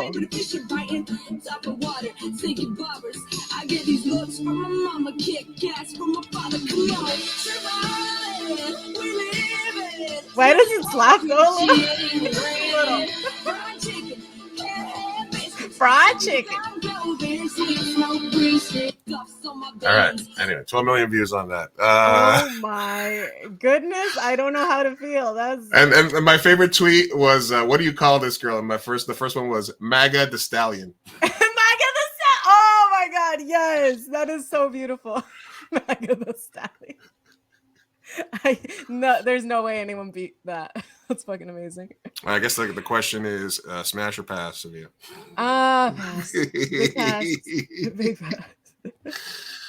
Big pass. Big pass. Big pass. MAGA the Stallion. Listen, why did that low key slap a little when it got real country? I was like, yeah, Sam Hunt. I would drive a big old Silverado while wearing a cowboy hat. Yeah, absolutely. Cowboy hat. Yeah. I guess the main what do you think the main story this week was? I mean, it's kind of been like a slow sort of. They're still fighting. I was gonna say, I don't know if we're going political. The whole, derailment of that, and then the gas spill. They're trying to your prediction about the student loans is going to the Supreme Court, right? Is it? I did not see the update. Is it going to the Supreme Court? Yeah, they're gonna start. Fuck, it's gonna get shut down though. They're so angry at people getting money. I know. And then you know what else? Oh, happened in Florida, just cushion a little more. What happened? They've been DeSantis decided to put restrictions in universities so that they are not allowed to teach anything that has to do with critical race theory. And what that means on paper is just like literally anything that is educational, you cannot educate people on. At a university where you are supposed to be educated. Yeah, no, there's a lot of that happening. Books are being edited to me. Yeah, books are being edited. Like there's a picture of people like libraries in Florida not even taking a chance and taking all the books down from the shelves. Yeah. Well, Mr. CCTV, on that one is more on the the extreme left, because I don't like that either. The fact that they are kind of woke, editing books. Just because they're outdated, like no, leave it as is, and then if anything, it's a testament to its time. But I don't think that we should. How do how does everybody feel about, like, for example, the old like Song of the South cartoons on Disney? Because the question was, like, in terms of Disney, because a lot of the early Disney stuff was super racist, or like Yeah. super characteristics for African Americans and people of color and stuff like Yeah. that. And I guess the option is you edit it all out, Mhm. you take out all the racist stuff from the books, or from even like the Dr. Seuss books and stuff, that have some sort of racist connotations or characterizations, or you present them with like a trigger warning and an explanation that this is sort of reminiscent of the time. Where do you fall on that? I think it's up to the author, honestly. I think that if the author is dead, you maintain their projects how they were, and then you just put a trigger warning, whatever. Hey, man, this talks about racial issues. This is whatever, right? It's a little offensive, I guess. I don't see the problem with the trigger warning. Honestly, that's fine. Um, Not that I'm saying they should, but I'm just saying I don't see a problem with it. But I think if the author is alive, at the end of the day, it's their profits that are being that are at stake. So I think that if they so choose to change some wording, go for it. Just do it. I think that's totally fine. But I don't know why I feel like it should be their choice. Um, I don't know. Well, What do you think? I mean, if you talk, if you let's say you talk something like Tom Sawyer, or something like that, where they have Mhm. some very graphic language or things like that. I feel like reading that didn't make me either woke or racist, right? When I was growing up and read that book, and I think that as long as it has context, Mhm. I think context and perspective is the most important thing. And if, Yeah. if you read only one book and that book is racist, or that book has some racist connotations or imagery, I think you could make a case that something like that could affect somebody. But as long as you can read multiple books and you have some sort of context into the time that it was written, you know, there's also a lot of movies and things that we necessarily can't really promote as much as you did anymore, right? Like Yeah. there's films that I grew up liking, that for various reasons, whether because they, the language or stuff like Mhm. that, or the characterizations or the themes, I kind of hard to view, Yeah, right? you watch it and you're like, "No, not age well." Yeah, like, I bought my niece a book the other day. Well, I didn't buy it, but I was buying her books, and so there was this book, Torditas para Mamá, and I was like, "How sweet. Let me buy it," because she wants to learn Spanish, all that stuff. I opened it. Literally, like, 3 of the poems are about Spain, like, hitting your kids. And they're sweet little poems and they're songs, but they're about, like, fucking slapping your child, and I was like, "Oh my god." Because the olden times, Latinos used to do that shit. So, but I didn't buy it. But Listen, I wrote a line in Slapworthy where they were talking about how the you never go full lesbian, remember? And then the line that she said was like, what'd she say? She's like, she slapped the fuck out of her, remember? oh And Shelly yeah, was talking about the grandma when she saw it, when the girl. So even the stuff that we create, sometimes a few years later, a thought process could go change. Mr. CC, centrist right, I have a pagan girlfriend, yet I am Christian. nice. The author should never be defiled. See, Uh that's kind of where I stand as well. Because I feel like they're doing it for profit. Not gonna lie, I feel like if they're doing it to dead authors, it's because the companies want to profit, and they know that people like me open the book, read it, and not buy it, right? Yeah, we shouldn't. Because I had don't. I don't those think we should be poems, afraid of. I don't. We think we shouldn't be afraid, because it's really just context. An yeah. author in the 1920s and the 1870s and the 1950s, with the misogyny and the stuff like that, all of it is a product of its time. The movies Hmm. that we've made over the last 10 years, 10, 15 years from now, like, I mean, is somebody going to watch Slapworthy and be like, oh my God, or somebody's going to watch, a joke that we made, or a podcast that we recorded and a take that we had? So it's really, I don't like to use the slippery slope thing, but it does become sort of weird. Like, Yeah, but to bring it back to how this started to begin with this whole conversation, I mean, in one side they're doing little augmentations here and there to make it woke. On the other one, they're fucking book burning so that these things don't exist. That's fucking more offensive. You're just destroying all educational books. Like, That's offensive. That's like some dark ages shit. Like, I just think that all information, whether yes, it's racist and terrible, or whether it's very educational and positive, whatever, it should just all exist, and people who read it should be mature enough to know the context of it, and we can all be happy. But no, Ron DeSantis wants to destroy education. Yeah, I think the funny part about that is how they phrase it, where they make, because they're trying to, all these places are, and I have a couple of other stories similar to that. All these places are writing these laws, and they're very much scripted to say like we can't have anything education that's gonna like negatively impact how we feel about our country, or I don't know, it's just very weird how they're trying to. They say that we're nothing, that we're the cancel culture, yet they're like. Exactly. And that's what gets me. I'm like, right now we just ranted for like what, 10 minutes about like, oh, they're changing some sentences here and there. But other people that are against cancel culture are literally canceling a bunch of books for just existing because they're afraid of its content, honestly, and they don't want people to read it. It's fucking offensive. It's stupid. And we're entering the dark ages. Well, at least Florida is. So am I right? It feels like this is a fight that was like settled. Yeah, like I don't know where this is coming from. I'm like, no, we should not be destroying any books. What? Like, Look, we've already lived this in history a million times. Look, the right is the devil, but the left is cucks, and they know how to fight, and they know how to get shit done at the local level. They know what laws, what positions of power they have to hold, so that no matter who's in the majority, they are able to get what the fuck they want or have influence, right? You know, like they knew, the Donald was a piece of shit, but they're like, he's gonna vote for the Supreme Court, people. So let's fucking get him in there. He's never read you could put a gun to Donald Trump's head. He would never be able to recite 3 words from a Bible that were in a row. But they were happy to fucking put their support. You got Obama and Biden who are like Catholics, and they're like, no, they're the devil. The guy who's never been to church once in his life. That's the guy we want. While you were active in. I took some classes from Maryland University. I was banned from the chat because I disagreed with my fellow students. Yeah, I think we need to have the discourse. Let's have the conversation. Yeah, but that exactly. So that's my thing. I'm like, the discourse needs to happen. I'm not saying that is not okay to ban people when you're trying to have a civil conversation. So that was not okay. Sorry, you had to go through that.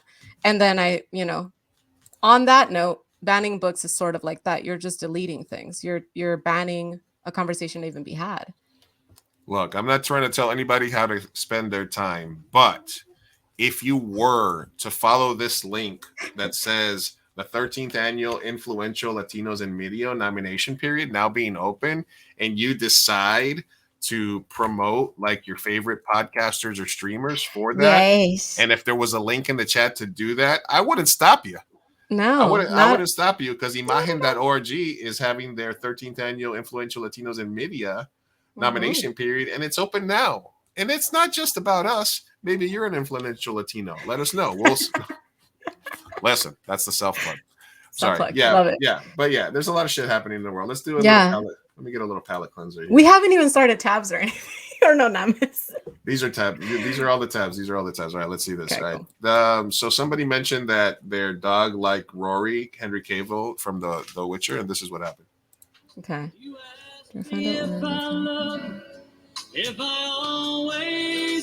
So she gave her a single photo, and then some people from the internet sent her some stuff. And then they sent her a Funko. Oh my gosh. And then more. Oh my god. Rory is so happy. They're gonna get him a bed. This is ridiculous. I love it. Oh. Little dog's got his Henry Cavill shrine. Rory's in love.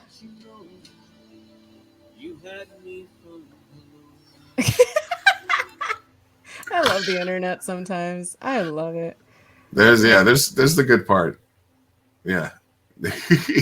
So pure. Oh my gosh. Rory. Her little dress. Rory the Frenchie loves Henry Cavill. That's the happiest dog ever. Yeah, absolutely. My dog liked anything like that, I would definitely support it. All right, here you go. Here's a question for the ladies.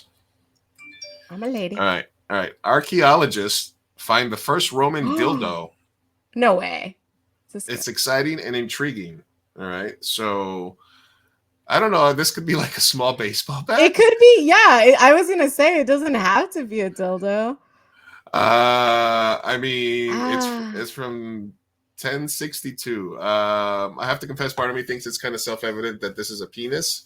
We know ancient Romans and Greeks used sexual implements. This object from Vindolanda could be an example of one. The Caligula S accessory was discovered in 1992 during an excavation at the Roman fort of Bindolandia in Northumberland. Northumberland. It's a 6-inch long cylindrical object as an implement for darning. Average. My question here is splinters? That's okay. That's what I'm gonna say because I'm like, it's a Roman object, and honestly, so Mr. CCTV on Pompeii, they would have like glass objects out of rocks, like they would make it out of something that wouldn't get stuck in there, silver, like metals. Yeah, I'm like, there's been dildos made out of other stuff. I don't know that this is like a poor man's dildo. Yeah, this is a poor man. Exactly. Yeah.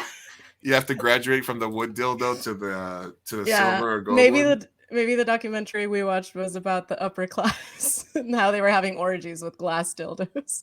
But I mean, in a pinch, right? In a pinch, Oh my god! Just use your hand. I don't know what to tell you. Like a cave woman. Like a cave woman. All right, today's let's keep it light here for a second. Okay, this is don't freak out anybody. KFC is removing wings and popcorn chicken from menus nationwide. Whoa, what else is there? No offense. I mean, their popcorn chicken is just little pieces of chicken and breading, right? I mean, yeah, but like they're known for chicken. So why are you taking any chicken away? Yeah, is it getting expensive? What's happening? I think they just want to make it easier. I feel like a lot of places are sort of simplifying their menus or taking stuff away. Like they're being a lot of cutthroat. Remember, we're late stage capitalism. That's true. Yeah. It's going to get to the point where restaurants make one thing. I don't mind as long as my groceries don't go up, but I'm indecisive. I know they already have. I'm just stop. Just don't continue. All right, let's talk more late stage capitalism. Oh, great. My favorite topic. All right, this is one of those horrible stories that gets played as a positive. A 72-year-old Domino's delivery woman fell while dropping off a pizza. You okay? I fell. Are you okay? Are you hurt? So 70-year-old Domino's delivery later falls, hurts herself while delivering a pizza. Why is she working at 70? Exactly. Oh ding, ding, ding, ding, ding, ding, ding, ding, ding. We've got a winner. But let's see if we can phrase this as a positive. Oh my God. So they work in the medical field. They were a help buddy, but they knew they could do more for her. GoFundMe, encouraging people to leave a tip. Soon they raised over $250,000. That allowed Barbara to retire. Now Barbara plans to take a cruise and travel to Europe. All right. So this is one of those. This kid was denied insurance, so the community got together, or the Mr. Beast thing where he's like, I'm going to help 1,000 people see by paying for their eye surgery. Yeah. Etc. Yeah, exactly, Alexandra. She should be resting and enjoying her senior years. Listen, man, if we have our seniors working, yeah, exactly, and that's more common in Latino community and stuff like that. But if our seniors have to work at 71, look, maybe if you're like 71 and you were like a gambler or got out of jail or something, you might have to get a job. But can we just keep that at like Walmart greeter and not having to fucking rush all around town, get out in and out of the car, delivering? This is a blue collar job. Like, it's physical. It's a physical labor. Like, we failed our seniors. We failed as a society of if 70-year-olds have to go deliver pizzas and then we have to crowdsource their retirement. That's sad. That is like the Mr. Beast situation. And honestly, as time goes by, we're just going to be talking about more economic policy because our priorities are not aligned in this country, and the primaries are coming up, and I have been watching a lot of politics and I'm riled up, I'll tell you. And yes, we should have socialized medicine and paid for retirements and everything. Okay. We are the richest country in the world. This is ridiculous. Let's get Uncle Bernie in there. Can we get Uncle Bernie? Can we get 2 years of Yeah. Uncle Bernie? He'll fix everything. Bernie. I'm moving. Listen, this Euro trip that I'm taking, I'm gonna marry somebody in Slovenia, and I'm staying there. I'm staying my ass in Slovenia, okay? Because their economy is thriving. All right, just doing a shout out for a friend here. If anybody wants to buy some quirky stuff on Etsy, quirky. Go to the homegirl Shannon Anton Designs. She does charm bracelets, other stuff on Etsy. Cute. I'm doing. I have a random set of tabs of people's businesses that I like to promote, as you guys all know. Mhm. And today we're gonna just give her a shout out, Shannon Anton Designs. If you do have any Etsy needs, follow her. Buy a little trinket. Yeah. Help them out. All right. Let's see. All right. Let's go more caucasity. This is Karen getting mad because they had Spanish TV show on at a pizzeria. Oh, what?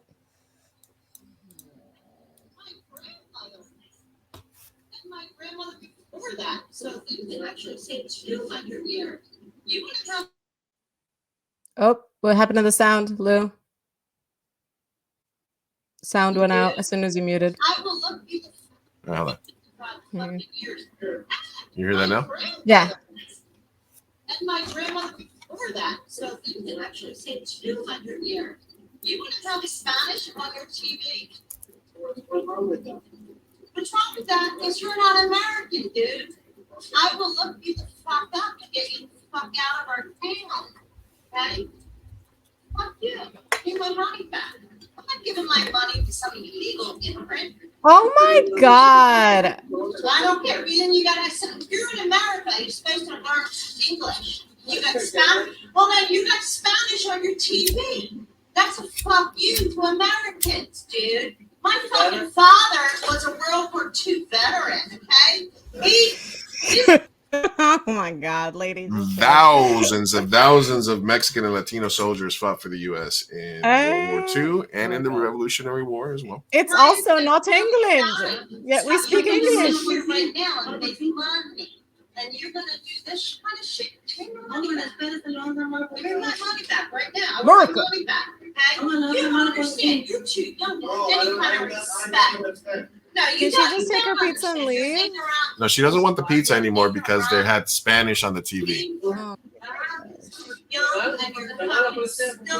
He's like, He's running a business. And believe me, I will check it. Okay, I'm a certain suitcase.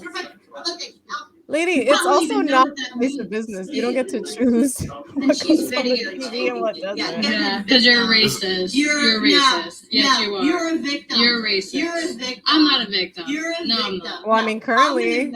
No, you're a racist. You're a racist. You're a victim. You're a You're racist. the racist. No, You're I'm not the racist. racist. I'm not over here trying to get my money back because I'm you're shopping at a pizza shop. I'm just asking No one for a cares. credit back. You're the racist. I can do this with my phone too. Where was this? Do we I can know? do the same thing. Show everybody that you're the racist. You're the racist. I'm gonna film you right now. She might have had a couple of pops. She might have had a This couple of is our Amstel first lights. Karen. Oh my God. I've been here. I've been in Half Row. Everybody remembers their first Karen. 100 years. So you're gonna share with everybody yes. that you're racist? No. Yeah, You're racist, no. honey. You're racist. Very racist. I won't. That's not an argument. You're just regurgitating. I hate when people lose sight of it, like whatever argument it is that they were making, and they just sit there repeating. Like I lose it because, okay, if you want to have a conversation about, hey, this is America, and you should stand by your argument, say something logical. Don't just sit there yelling, saying nonsensical shit, and wasting everyone's time. Ugh. Spent 10 years in the army. I bet she didn't. Yeah. How do you feel about people that are like, address me by my husband's title or my wife's title or something like that? Like, like I understand you might be able to join the, what is it? The insurance places that only cater to veterans, but come on. But also listen, like what makes you an American at the end of the day? It's just having the fucking paper. That is it. I'm sorry, but like, I love our troops, but if you served or you didn't serve, that doesn't make you more or less American. Yeah, It just absolutely. really, it just doesn't. Okay, like I'm glad that you served, but I also, I'm not gonna Or she applaud didn't you everywhere serve. you go. But She said no, her I know, but what grandparents I'm saying served. is like, even if she did, it doesn't matter. Like you're not more American than the next person. No Yeah. one is. I served, I did my jury duty. Well, people Yeah. fucking don't do. Am I gonna go yelling at people? No, it doesn't matter as long as you She, have the paper. You don't even have to speak the fucking language, English. It's not an official language. and she and then I love you're right, Mr. CCDV. She has 4,000 fires. I'll get racist? No, but literally, she's like, oh, you know what? I'm so right. I'm gonna share this with my 4,000 Yeah. flower. I'm gonna share this with my 4,000. That's how confident I am in my stupidity. That's how proud I am of my ignorance. There's a And lot of people that are so there's this niche where people are so proud to be ignorant. Like they're proud of ignorance. Like the other thing that I love that happens so much right now. This is a little side topic, but like it's snowed in California or it's snowed in Arizona, and then right away the hot takes are like, oh, I guess. Global warming What isn't a about thing. global It's warming, holding. libtards? I guess global warming's not a thing. Oh my god, I know. And I'm like, Ah. look, at some point people thought that it's climate change. It's not global warming. They called it the wrong thing. Are you going to hang on that for are you going to build your entire personality on that forever and ever? Yes, they are, Lou, because they can't take the time to actually sit down and read any of the science papers that are a little too hard for I'm them going to to burn coal. understand. I'm going to waste gas. Now, I'm going to listen, leave my gas stove on listen, because it's ignorance is bliss only for the ignorant. Everyone else has to fucking deal with them. And like, I just finished reading a book. This is why I'm very fucking currently angry about climate change. I just finished reading the book called On Fire by Naomi Klein. It is so good and so detailed, and it accumulates so much research. And it is a hard read. I was not happy reading that. It's thick and it's fucking difficult. Okay. I'm only reading that right now because I have the time, but it's fucking hard. And that's the shit that they don't want to do. They just want to sit there and yap and yap and yap and be like, they have no, whenever you try to have an actual conversation with someone and get to an objective truth, I can be very patient, but I cannot have a conversation with someone when they are acting in bad faith and they just want to regurgitate whatever is their point is gonna be no matter what, and you can't change their mind. There was this debate with Bill Nye, and I'm forgetting, but he was the whole point was one was believes in a, the other one doesn't. The debate happened. It was hours of debating. You're eye rolling because you're just like, oh my god, here's Bill Nye saying information that matters, and then here's this other guy being like, but no, I don't believe that, haha. And then so you get to the end of like 2 hours of this debate, right? And at the end, they have one more question to be asked. They ask Bill Nye, are you willing to change your mind about evolution if you were to find proof against your point? And he says, yes, of course. Right? Who fucking wouldn't? And then they ask the other guy that's anti-evolution. And he's like, no, you can't change my mind no matter what. And I'm like, so we just wasted 2 hours because there's no way you're going to change your mind. You're so fucking dead set in your dumb ideology. Why why even fucking partake at this point? It's so hard to get these people out of their fucking, I don't know. They need help. I don't know. And I try to be patient. It's just hard to have a conversation with someone that doesn't try to get to the objective truth at the end of the day. And that's what this bitch is doing. She's just like, no, you're a racist. No, you're a racist. I know you are, but what am I? She's a child. Look, we've talked about having and we've had a few people on that sort of are center right or Kirk Cameron. Yeah, absolutely. Oh, Kirk, great one. Yeah. What was the video of Kirk Cameron describing? But yeah, he was describing how he could prove that there's no such thing as evolution because of the banana. Was that the thing where he was talking about? I don't think so.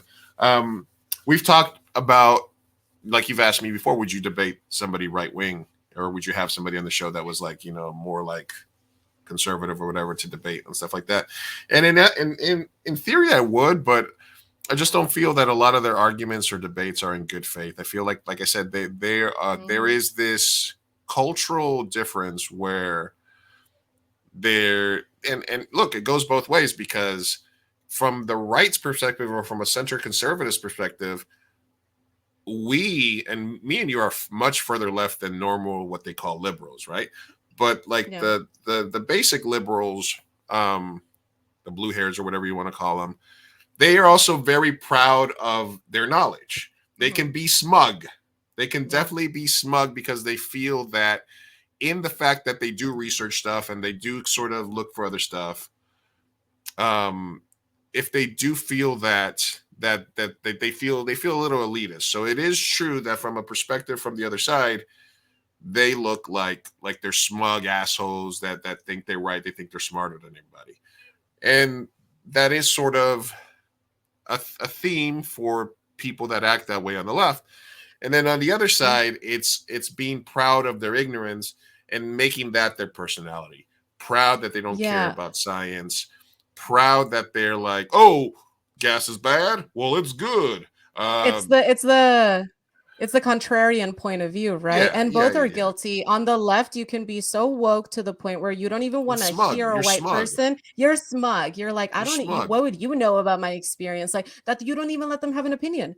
Hear them out a little. You know, it has to be an open platform to debate, or we will get nowhere, and there will be two sides. And it's so polarized. No, it was I just looked it up. It was Ken Ham. Ken Ham is the guy that was. Ray Comfort is also crazy though. He's great.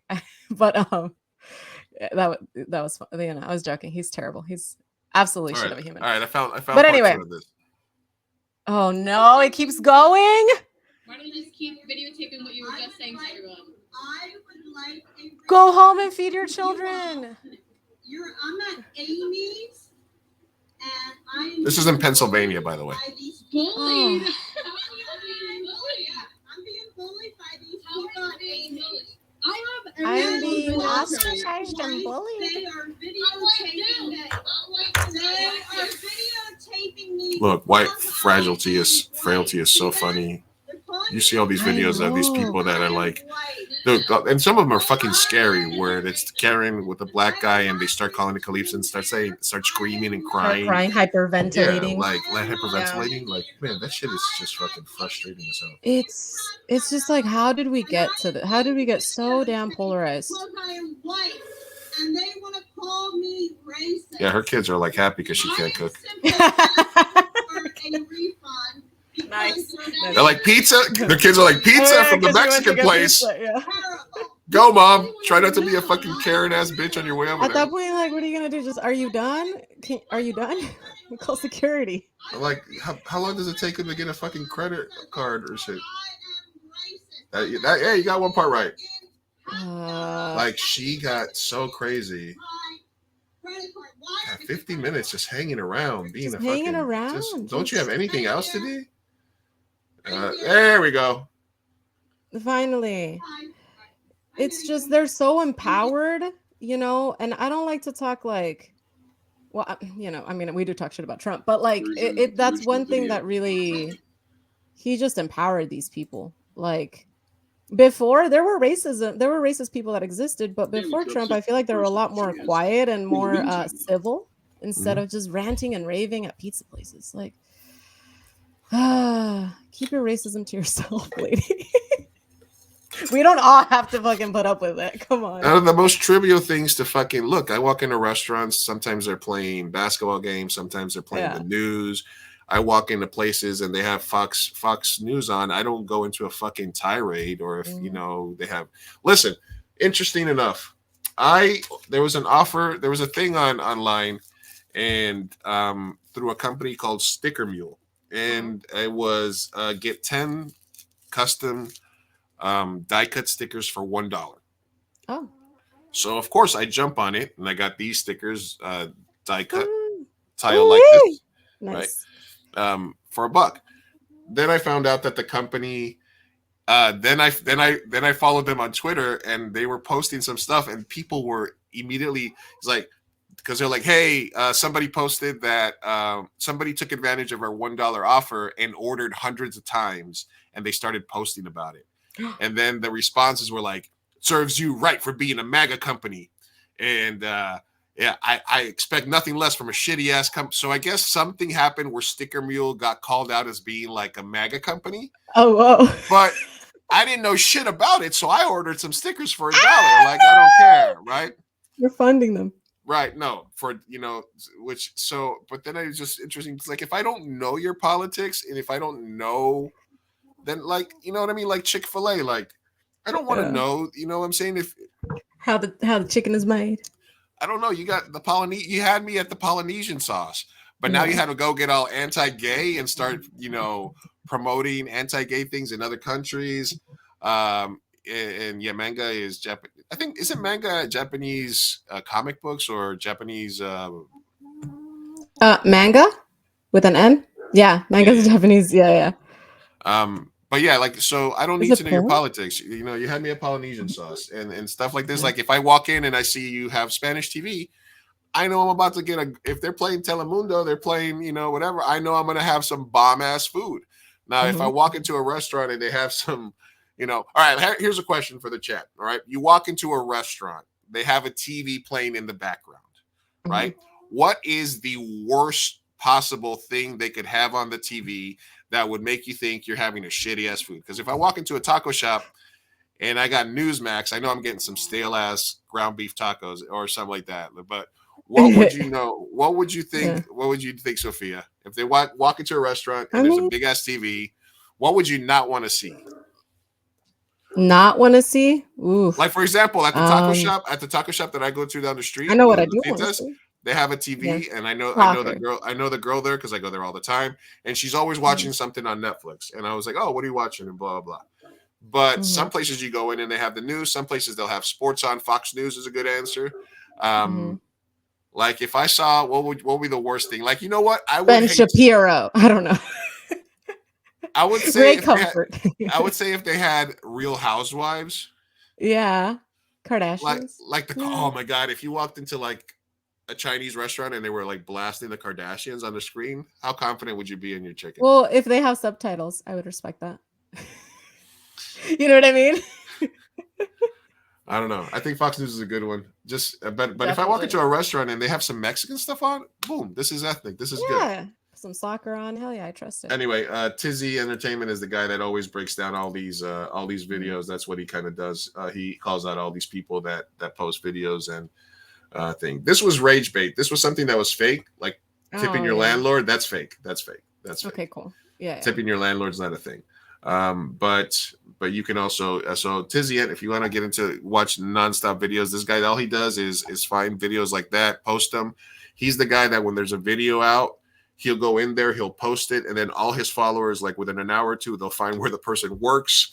They'll find that's the cancel police right there.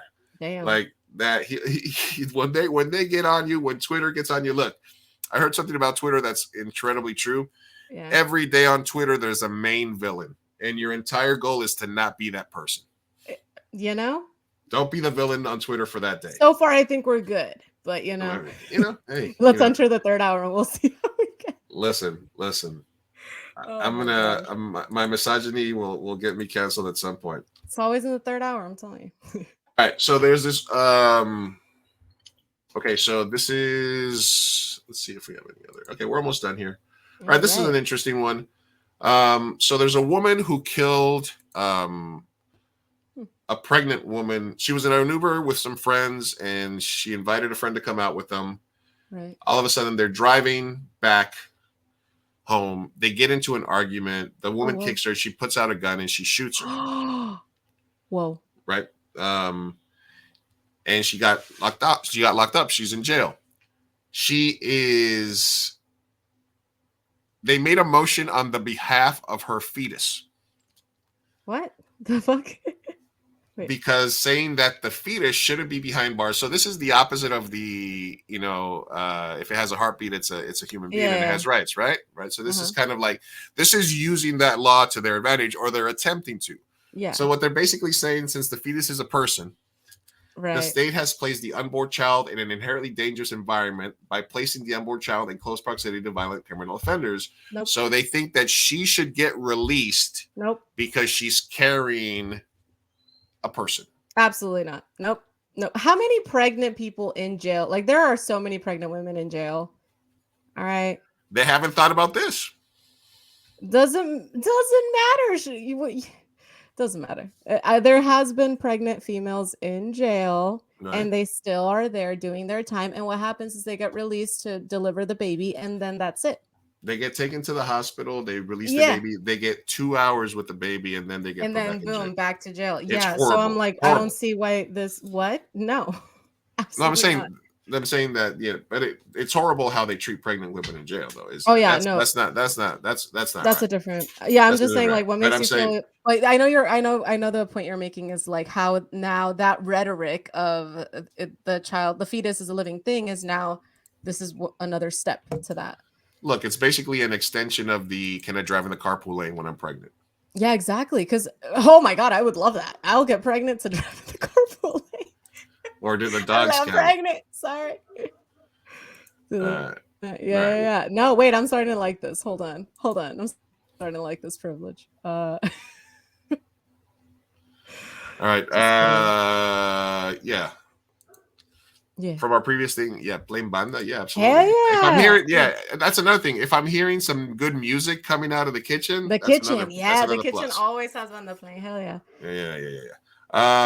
Yeah. So that's interesting. All right. So another right-wing idiot that's making the rounds, and then we're almost done here, is this guy, Ethan Schmidt, who's going around. He's the guy that went to like gay pride and like was like lightly knocking over stuff, right? Very offended by this book right here. This is anti-white racism. Anti-white racism, sir. I don't appreciate that. And this right here is black supremacy. Where is it? Yeah, I'm Black History. That's black supremacy. We got another one, Black History. Where's the white history? I mean, at this point, you just go like this and you go everywhere else. Yeah. Everywhere else in the store. The white history is yeah. Everything that's not right here, that's your stuff. Yeah. I am Black History. Where's the white section? Is there, everywhere. Yes. He's like, what do I say? Everywhere else. That's a big store too. What do we call male Karens? Do you have a white history? Not at the moment. Are they Chads? No. No. Well, look at that guy. We need white lives matter too, Yeah. I mean, obviously, this guy's just doing it for the clout, and I doubt that he's doing this like in any predominantly black neighborhoods or Barnes and Nobles, right? Yeah. This is obviously a guy that's white trying fragility. I fucking love that. You know what? You know what really pisses me off though is like the fact that these people feel so validated, like they truly feel like activists. Right. Kind of like our guests that we had today, they're actually doing something pretty cool for a community, right? And they're, using their voices. But that's how these guys feel. They feel validated and like, I'm doing something awesome right now for my community. And I just wish that that energy would be allocated. This guy's like, not today. I'm not going to deal with you. Yeah, not today. I wish that that energy was allocated into something helpful. Like, sir, you could benefit from free healthcare. That's a non-racial issue. You could benefit. Yeah, no, absolutely. So much energy misplaced. It's like if somebody was watching today and be like, what about what's in film and entertainment? I'd be like, yeah, that's the entire history of cinema and the theater. That's your history. I know there was another video of him. There's another video of him. I don't know if it's here. I'll look it up. But they just feel like they're doing so, like they're changing the world. That's what irks me. I'm just like, you're just spreading hate. I don't know. At the end of the day, it's not that difficult. All right. Being prejudiced is just, and I don't like people that are mean, and we should all be kind to each other. And yeah, these people suck. They fucking suck. They fucking suck. No. What's up? I was like, no, more sucky people. Oh, it's because I can see from the bottom screen what's coming. Oh yeah. No, I'm trying to find. There was a video of him. him. There's a video of him at. There's a video. Okay, let's watch actually the Tizzy video because he does a good breakdown sometimes. Ethan lives in Arizona. The gay is dating and hookup apps and a flag burning, and also hates. Ethan lives in Arizona. The gay is dating and hookup apps. I don't think this is the Live right in one. Arizona, and they see. Wait. Gay hookup apps. I like how he says that. Five for kids. What do you guys think about 5 for kids? Is that cool? Trans kids too. They got trans kids too.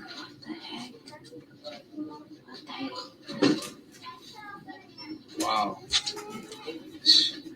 Look at this. It's pedophilia. What? Oh How my the god. It's pedophilia. Sir. All right, that's a whole different thing, man. Yeah, I'm just not gonna get into it. Yeah, maybe they're just pendejos. Yeah, no, I think he's got a big Yep. look. I see that guy with that mustache coming right away. Yeah. I'm like, this guy's a Look pendejo. at his shirt too, and his like mark. I'm like, bro, what are you dressing your kids in? I guarantee you, this guy never read 1984. Definitely not. Or $1 million. Yeah. I'd like to know if this guy has ever been in the Los Angeles riot. I've only been into. Yeah. I would bet my left nut that this guy didn't read 1984 or even knows who wrote it. No. Or anything else. Like they just know what to regurgitate. Yeah, exactly. This person says, Ethan Schmidt is a person so obsessed with gay sex. What are the chances that his browser history is full of gay porn? Yeah. Very high. Oh, this is the one where he was pretending to be tough. This is the one where he was pretending to be tough. No. This one is hilarious. More consumers. Or to get the answer. Look at that. He's got his little "I'm a tough guy" walk There is no answer. in an empty Target. Okay. With the fake punch. Oh my god. So this is this is like a 24-hour Target at like 4 a.m. or something. You know what's so funny is like you're kicking rainbows. Like at the end of the day, this is big dude just kicking rainbows. In an empty Target. Like, bro, you look Go do so this at dumb. the Target in Hillcrest, in Los Angeles, somewhere in New York. My dude. Look, that walk isn't cool when the boxer guy does it. That's the Irish guy walk, right? Homophobic people are gay. I said it. 99% of the time that's the case. Why do you care so much? All right. Jeez.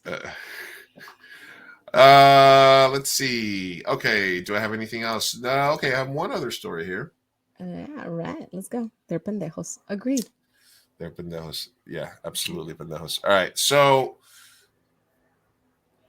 one more thing about late stage capitalism. So, oh my gosh, yes. So there's a self-defense class for landlords. Oh. After suing to end eviction protections, an LA Property Owners Association prepares for the day tenants attack back. So instead of like doing something normal with that money, like maybe lowering rent, doing some repairs, helping out their tenants during the tough time, because obviously in California and other places since COVID's been happening, there's been, eviction protections. I know a lot of people that haven't paid their light bill and stuff like that because, it's been a lot of stuff happening. And so there's added protections from the government, fail safes. You can't evict somebody during a time of a pandemic. You can't turn somebody's lights off. It would be inhumane, especially if that person has been affected by the pandemic, by work or what have you. Whether you think the pandemic is real or not, it's happening. Jobs shut down. The world shut down. Yeah. So instead of doing that, what they're doing is they're doing self-defense classes for when the inevitable rise of the tenants happens. If you Google tenant landlord murder, you'll see the former traffic hawk pushes her tortoise, blah, blah, blah. Freedom is everybody's business. There's so many cases of tenant murder. So basically, this is a self-defense class for when the end of the eviction moratorium ends, and they're going to have to go kick some of these people out. They're basically teaching them self-defense. So how do we feel about this? I mean, it's stupid. But can't they just send a letter? Why are they do they have to go physically, like face to face? What? Hello? Sophia. Did I freeze? No, you Hello. froze. You Hello. froze for a second. I think we knocked back though. Go ahead. Oh, okay. Yeah, what was I saying? It's stupid, and can't they just send a letter? Don't they just get a notice? What, they don't have to physically show up, right? Right? I don't Yeah. understand. This is stupid. This is stupid. They're misplacing money, like you said. I don't know. You talk. I am exhausted. No, I. Can we have healthcare? Okay, let's ask. Can we just have health? Can we just have healthcare and not to have to worry about if something happens that we're gonna have to live on the streets? The rent's too damn high. We can't get. We don't have pregnancy leave. Our rights are being taken away. Education's going away. What else is happening? Climate change is going to kill us all. It's snowing in LA. I don't know. And the funniest part is that we're all stuck together on a rock hurling through space. That's his existential. My transition. I always have to make the transition. The funniest part about that is we're all stuck together on this rock, held together by magic. Yes. Moving through an infinite space, surrounded by other universes. And we're all but a small pebble on the biggest beach you've ever seen. And yet we're choosing to fight against each other for stupid shit instead of spending all day fucking creating art. Because trans people are and eating the fruit that's on the ground. Oh my gosh. Listen, perfect timing, right on the dot. Hour 2, baby. We get existential here. We're off the rails. We're off the rails. Look. And we did the thing the other day, which was like, what is it, 50,000 years from now? Like we're gonna be gone from this thing anyway. It's all we're all fucked. Nobody's getting out alive. Just have fun, you guys. Make some art, take care of each other, love each other, be kind. Don't go destroying targets. Just don't get mad. Live and let live. Don't get mad at fake rainbows. Yeah. Get mad at fake rainbows. Oh man. All right. Or do we have some anonymous words? I think we have 2. And I put the chat in here. All right. Give me a second here. Let's look it up. Now it's time for. Well, let me see how many we had. Oh, okay, cool. This is the part where we go to anonymous ways. Thank you guys for staying on, by the way. I love how active the comment section is and the viewership. This is awesome. Love you guys. We have some good combos here. So yeah, in case anybody wants to submit while we read these questions, here is the anonymous way link, as I'll put it below. Yes. Yeah, feel free to submit as we're answering. Okay, I still have the ones in from last week, so let me make sure that I have the right ones here. All right, here we go. Looks like we have a couple of new ones at least. This is depends on how long-winded we go, but like we don't have to do all of them, right? Now it's time for No names way. No names way. No names. No, I said there's 7, but 5 of them looked like they were the ones from last week. Gotcha. So I think we have 2 new ones that I'm seeing so far. Cool. Because listen, they're just so good. We start talking for hours. Just saying. Yeah, absolutely. You are on death row. Mm-hmm. What is your final meal? By Deep Thoughts. Oh, Sophia, you get wrongly convicted of murder. Likely to happen. No, I did it. It could happen. You probably did. I did it. You're scheduled for execution. What is your final meal? That's hard. Can you go first? Do you have one ready? I've thought about this at times before. I can go first if you like. Go for it. Yeah, go for it. Chat, if you have your final meal, let us know. Do I get to cook it myself? No, you're in prison. They're going to bring it to you. But it could be anything, right? We can sue it as everything, but they do there's certain things that they're not going to if you're I want fondue, they're not going to bring you a flame and a hot cheese pot, right? Well, let's be dreamers. Let's be dreamers. What is your meal? Yeah, final meal. One last meal to save the world. Not maybe. I'm going to start at my drink choices. I want an ice cold Coca-Cola in a glass bottle, a liter, and I want a big glass of fresh squeezed orange juice. Okay. Because those are my two favorite drinks in the world. Mm. So I think I would love to have at least some of that with my meal. Fresh squeezed orange juice, Coca-Cola. After that, like, man, I would say burrito, but burrito feels like it doesn't feel like a last meal. Like I eat so many burritos that I wouldn't like. Yeah. I wouldn't be like, oh, I want to have one more burrito.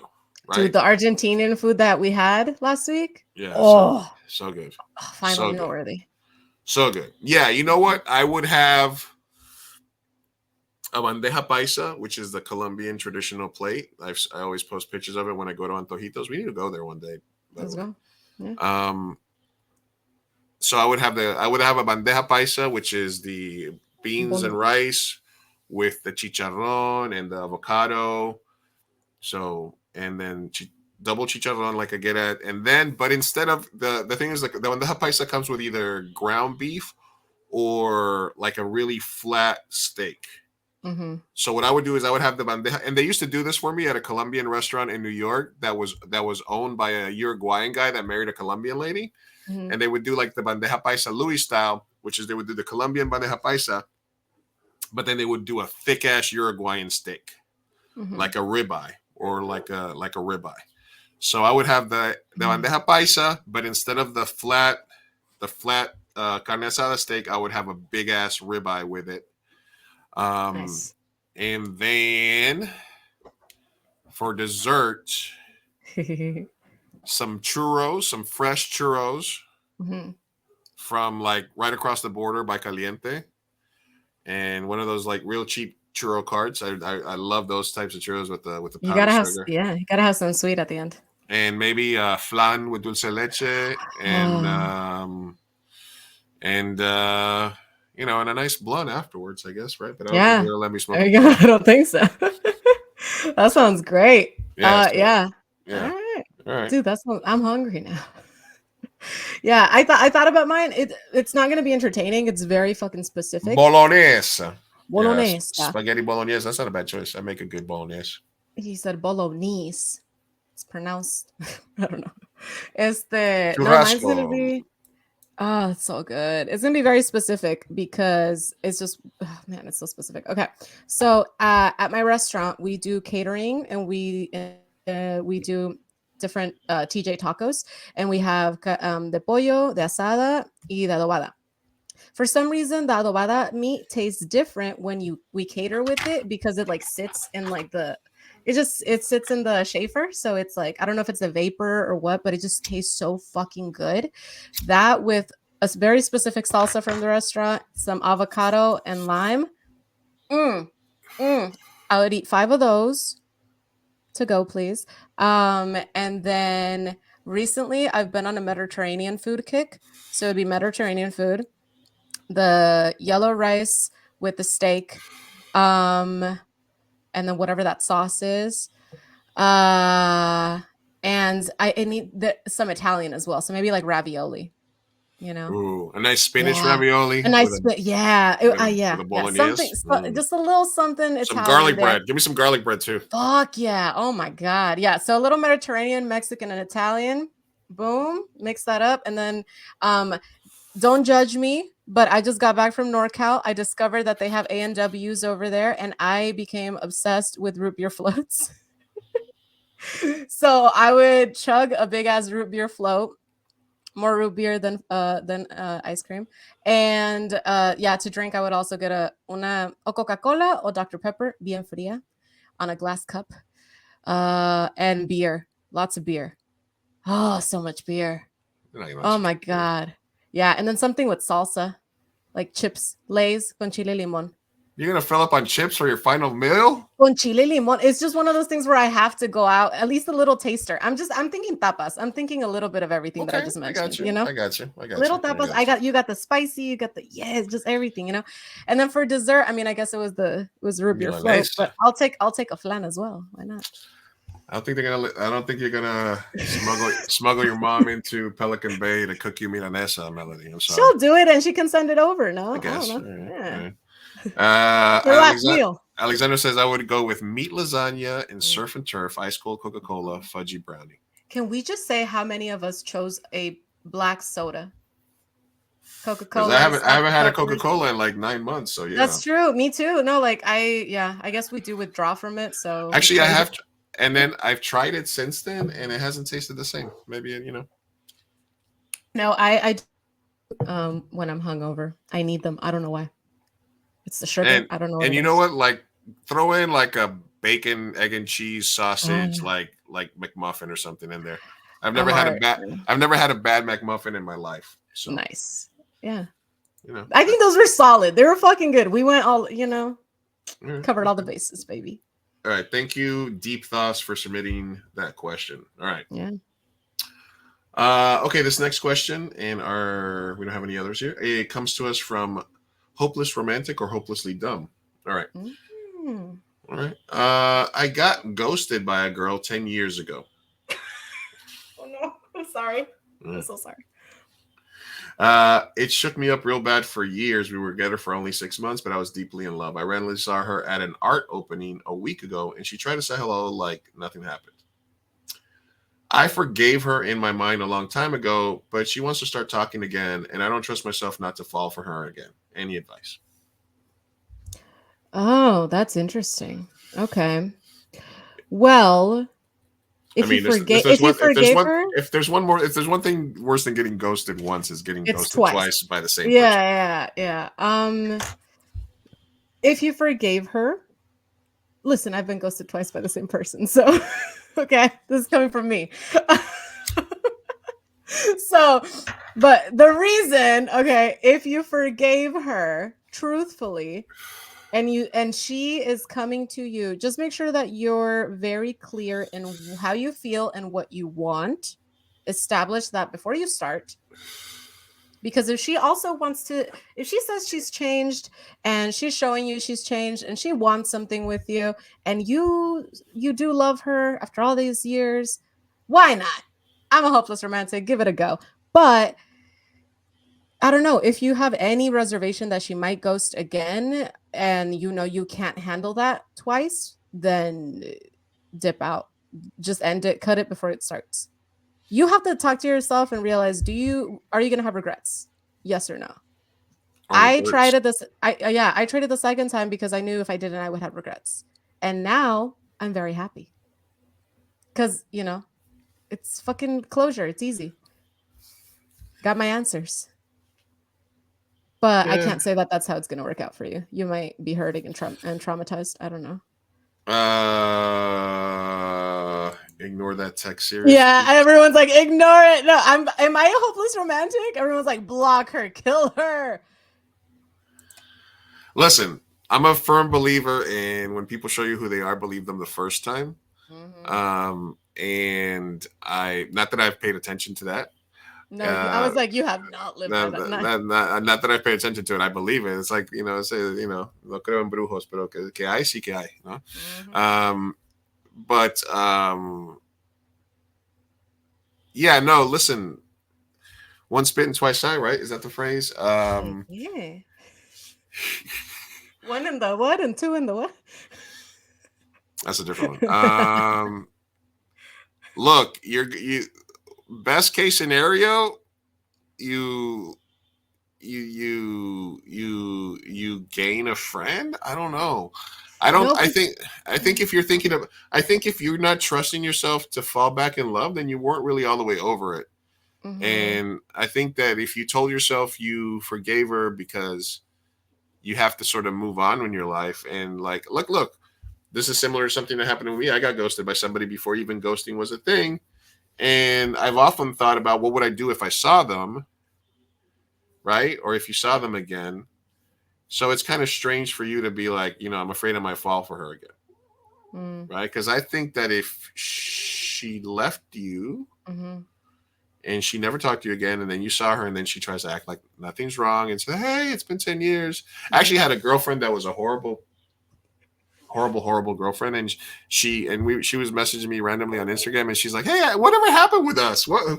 And I was like, You ghosted, bitch. What you mean? No. What happened? This was a different chick, but I was like, Oh, you were a fucking sociopath. You had borderline personality disorder. I hate when that happens. I became your therapist. It took me a year to get you to break up with me because you were insane. I literally had to pass you on to another guy so I could get you out of my life. That's what happened. Not like, Whatever oh my happened? God, I miss you. What happened? What's What going on happened? with you? We were so Like, good. Why are people like this? Like, you ruined my life. How dare you? If you have any of those feelings, don't do it. Cut it off. But but I don't know why my romantic side is like, it's been 10 years. If she changed, if she possibly loves you back, do it. But realistically, no, cut it off. It's always easier. Yeah. If you're strong enough to save yourself the agony, then save yourself the agony. Like, keep just, if she's trying to contact you, keep the conversation short. Don't engage. The only way this will work out is because look, if you engage with her like you're forgiving her and you go back to whatever your pattern was, and if you were with her for 6 months and she ghosted you, you were probably like aggressively romantic. Maybe you were probably like somebody that was into the relationship a lot more than the other person was. And once you fall back into that pattern, she will once again view the relationship in the same way as it was before, right? So she will have all the control on you. Yes. Because she's left you and broken your heart once, and you have not given her any consequences for that. Yes. You have started the relationship again in the same place that it was in terms of power dynamic. So she has all the power over you. If she doesn't text you for a day and a half, it's gonna freak you the fuck out. It's gonna give you mad PTSD. If you text her, if she doesn't shows up late, if you're waiting for her at a restaurant and you're going to be it's going to stress you the fuck out. The juice is not worth the squeeze. So the only way, like if you're absolutely like, she was. Yeah. What is the only way? What would she have to do to deserve this man? He would have to be short with his answers, polite, friendly, but not desperate. And she would have to be the one that was asking all the questions, driving the conversation. And he would need to get, and at some point he'd be like, yeah, look, I forgave you a long time ago because I needed to do that for my own mental health. Yeah. But you seem to be wanting us to get together. So I need to know where your frame of mind was at that point. How is it different now? Yeah. And before I decide to do that. And I like that. And if you are short and curt and when it starts to get a little weird, you bring that up, then you have a chance of evening the power dynamic. I like that. I like the you don't make the first move, you let her come to you. And I like, I'm gonna overemphasize talking about it. So like, what Lou said verbatim was really good. Clip that. Yeah, clip that, say that. Yeah, send this to her. And then asterisk on that as well is like, be totally transparent. Like, I don't trust you. You ghosted me, bro. Like, so if you want this to go somewhere, like, convince me. Like, why, Yeah. Don't say that in those words. But she does need to, work a little hard. Don't just give it to her. Yeah, absolutely. Like, she ghosted you, she hurt you, or and give it to her you deserve angrily. better. Yeah, not angry. But yeah, you deserve better, and protect your little corazoncito, okay? Yeah. Plus, you're also assuming that she wants to get back with you. So, like, that would be embarrassing if you're like, look, yeah, what if you're you're get back together, and she's like, no, I ghosted you for a like reason. that? Yeah. I ghosted you for a reason, you fucking lame-o. Yeah. Mr. CCTV, that's probably why you feel like that. You've been divorced for 7 years. You tried to get back with me. I've just done for a long time. It only started a new series. Yeah, no. If you've been, the answers to this is going to be different. And Sophia's a hopeless romantic. Yeah, I was a hopeless romantic for a long time. But also divorce and marriage. Like, I feel like once you make that, I got it beaten out of me. It's cemented, right? Like that. My situations have all been short-lived, so couldn't even fathom being in a long-term marriage and then divorce. That's different. I would not give them the time of day, I don't think. Yes. And now you know. Yes. And knowing is half the battle. Yeah.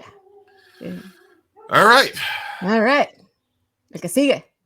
That's it. Those were the questions. Yeah. That flew by. Yeah. What? All right. Do you have any questions, Sophia? I do not. No, I don't need any current advice. I don't think. I do, but I'll privately talk. I don't want to over. All right. All right, everybody. That is going to be it for us tonight. Yes. Make sure. Lovely guest. Thank you. Yeah.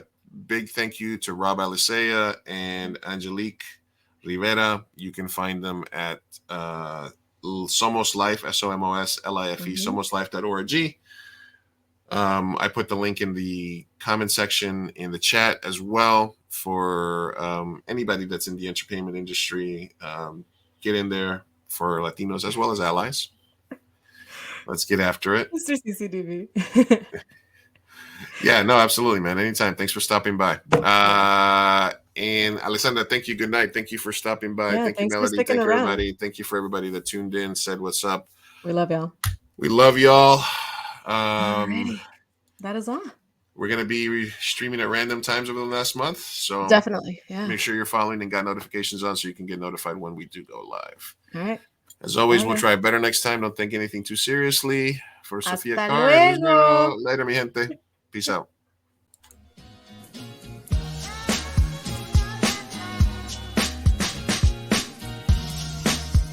Vamos, papá, hay que irnos. Me estoy aguantando desde que pusieron el domo. Puedes esperar. Muchas personas trabajaron en esta película y solo quieren que te aprendas sus nombres de memoria. Y yo quiero asegurarme de que ningún animal resultó lesionado durante la filmación de esta película. ¡Piu! ¡Listo! ¡Uy, palomitas en el suelo! Wow. Espera, parece que Maggie tiene algo que decir. Es su primera palabra. ¿Escuela?